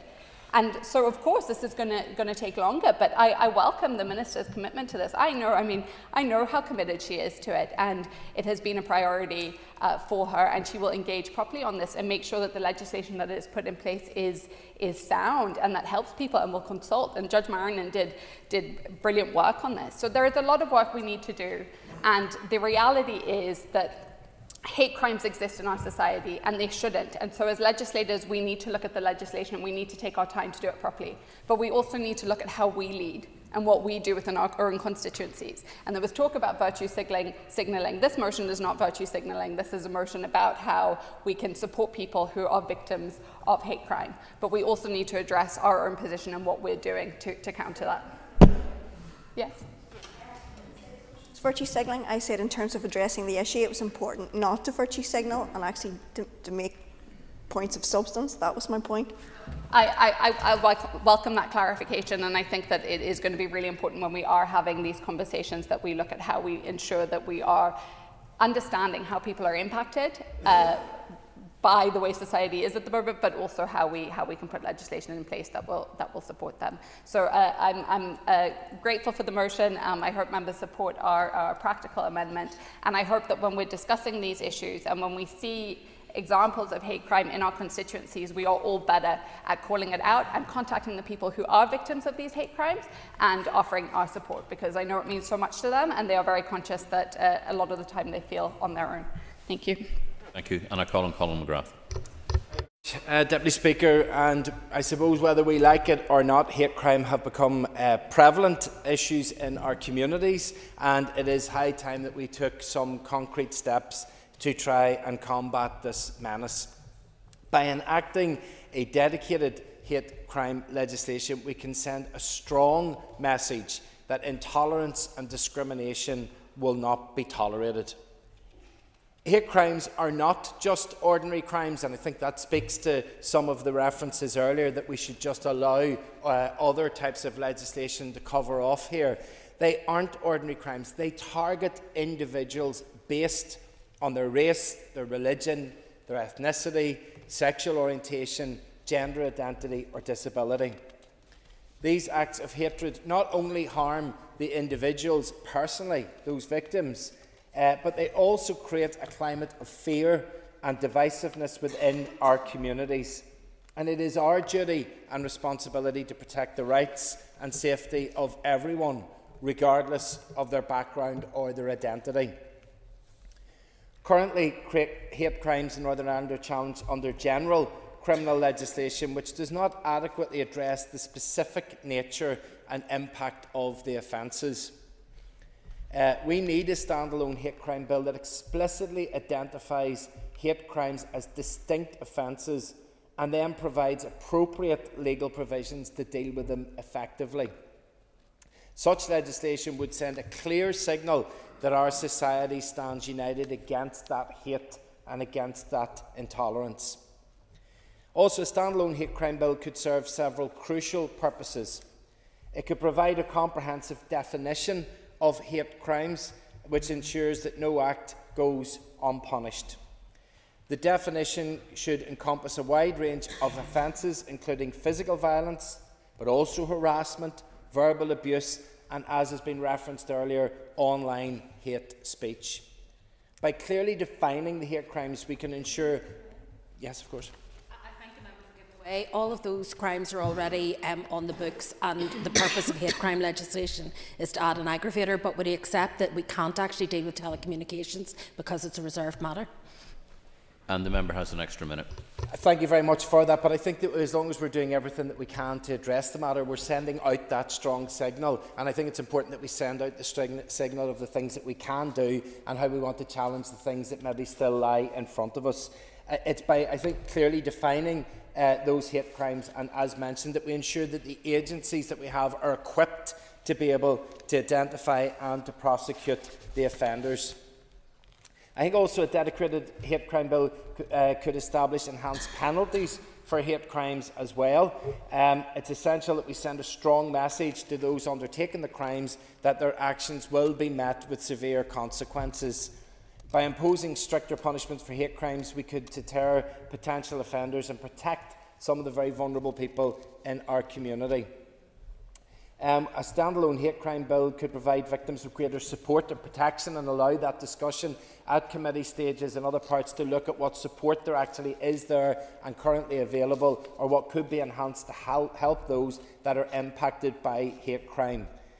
And also we have the issue of data collection, where again, by putting through a specific bill, we could examine the types of data that is collected, how that data is collected, and then help us to actually be able to challenge in the future, because there could be patterns of behaviour, patterns of locations, and that the data that is collected could enable us to be able to make sure that we are challenging this behaviour before it becomes an issue in our communities, if that is possible. As I say, some in this place may argue that existing legislation is sufficient to address hate crimes, but I think that folding it in with other bills would not be enough. I think the reality is that these crimes continue to occur and we cannot be complacent. A standalone hate crime bill would send a strong, clear message to the community that we're committed to protecting the rights and safety of individuals, regardless of their background, and to do anything else might suggest that our approach is second-rate, and that in some veiled ways these crimes are being treated less seriously. We have also had mention about the element of time, but I'll go quickly for an intervention. You're given way, but would the strong message not come from having the statutory aggravation model in legislation? It doesn't necessarily need to be in standalone a piece of legislation.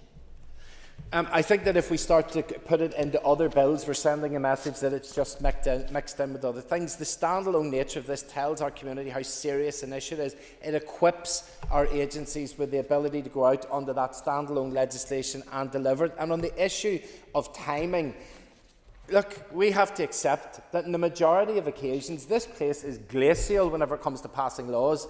except for about the last 2 to 3 months before the end of the mandate, whenever everything gets shoved through as quickly as possible. That's why we want to see some work carried out as quickly as possible. Start some of these bills. This bill could be commenced within the next 12 months. The request in the amendment that we hold that off and maybe try and do it during the mandate, I think leaves us open to the fact that it will be rushed through in the last few weeks with some very late sittings, and then it will be passed without the due consideration that was required. So that's why I would support the motion. Thank you. And can I call on Mr. Allister, please? Thank you. So the proposition is that we need standalone hate legislation. I was struck, though, listening to the proposer of the motion, that 2 or 3 sentences into her proposition, she was reciting to us the hundreds upon hundreds, I think running to almost 2,000, of hate offences which have been investigated in recent times. And I am left to struggle to understand what would be different.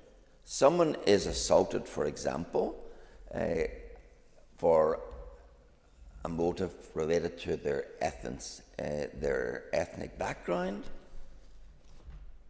It's an assault. The law presently provides that the motivation can be hate designated as an aggravator, enhancing the sentence.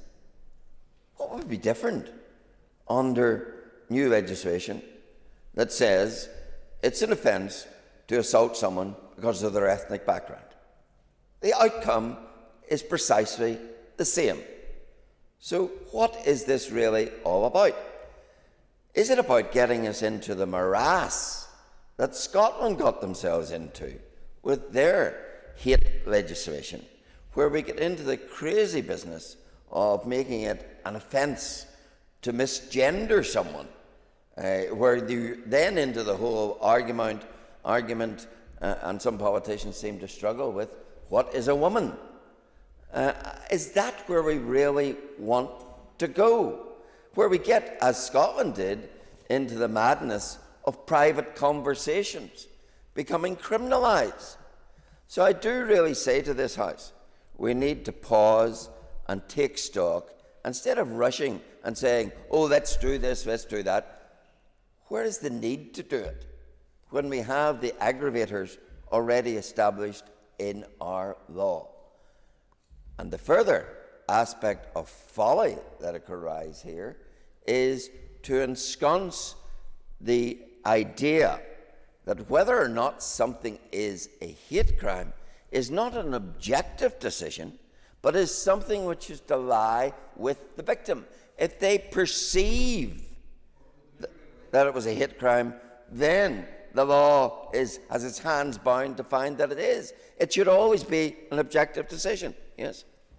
Yes, also that a bystander, a witness, can also perceive it to be a hate crime without knowing any of the detail or the context or the knowledge behind it. And the member has any an extra law minute. On perception rather than reality is the road of absolute folly.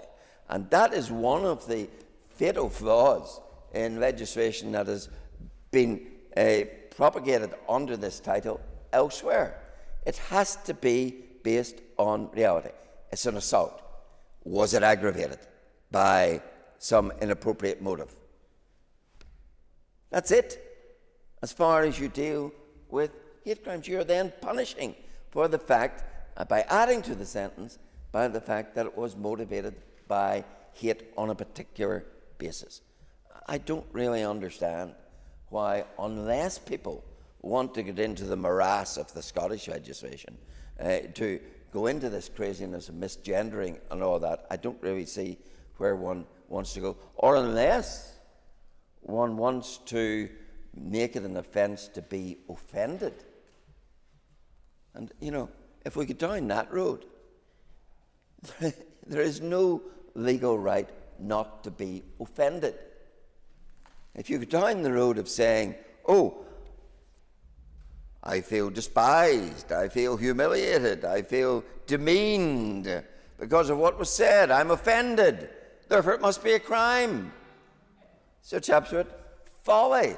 And yet that is where this sort of talk and legislation could lead us. And of course, I suspect for some, probably one of the targets in all of this may be street preachers. They may not like, they may be offended by what they're said. They may want to embrace that within hate legislation, but that's not the way to deal with that. And certainly, any idea of departing into this morass of freestanding hate legislation, which doesn't improve the actuality of the law, seems to me to be just legislating for legislation's sake and for other motives. Thank you. Thank you very much indeed. The Business Committee is arranged to meet at 1 p.m. I propose, therefore, by leave of the Assembly, to suspend the sitting until 2 p.m. This debate will continue after question time, when the first member to be called will be the Minister for Justice. The sitting is by leave suspended.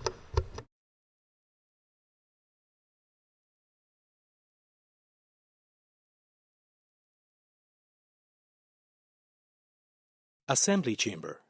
Sound.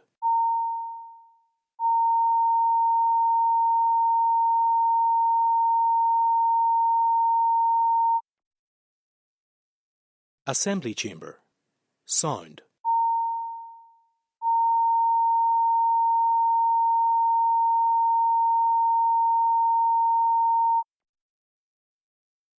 Assembly Chamber. Sound.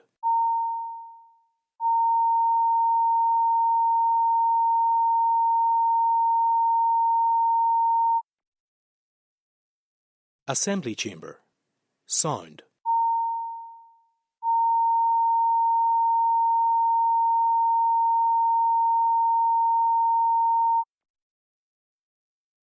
Assembly Chamber.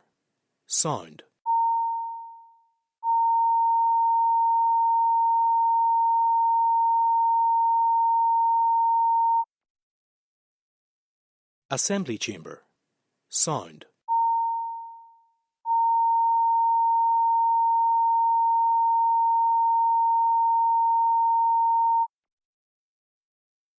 Assembly Chamber. Sound. Assembly Chamber. Sound.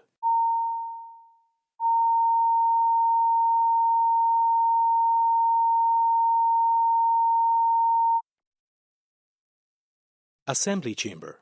Sound.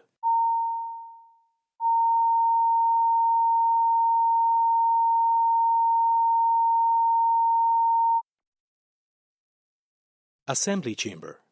Sound.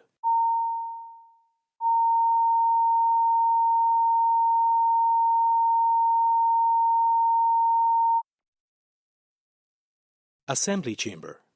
Sound.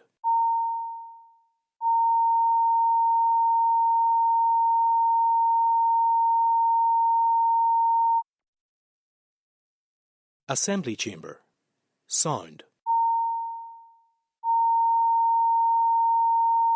Sound. Assembly Chamber. Sound.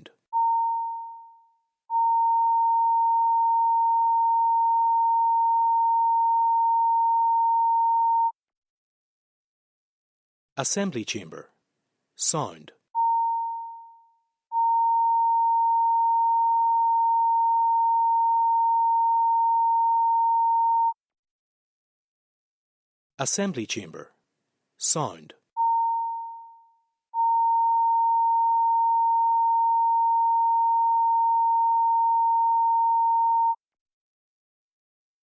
Assembly Chamber. Sound.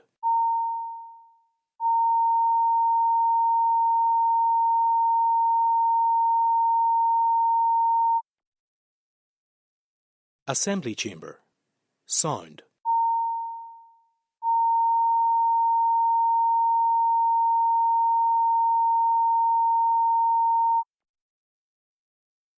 Assembly Chamber.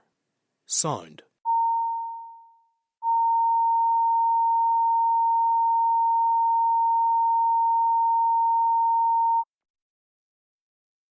Assembly Chamber. Sound.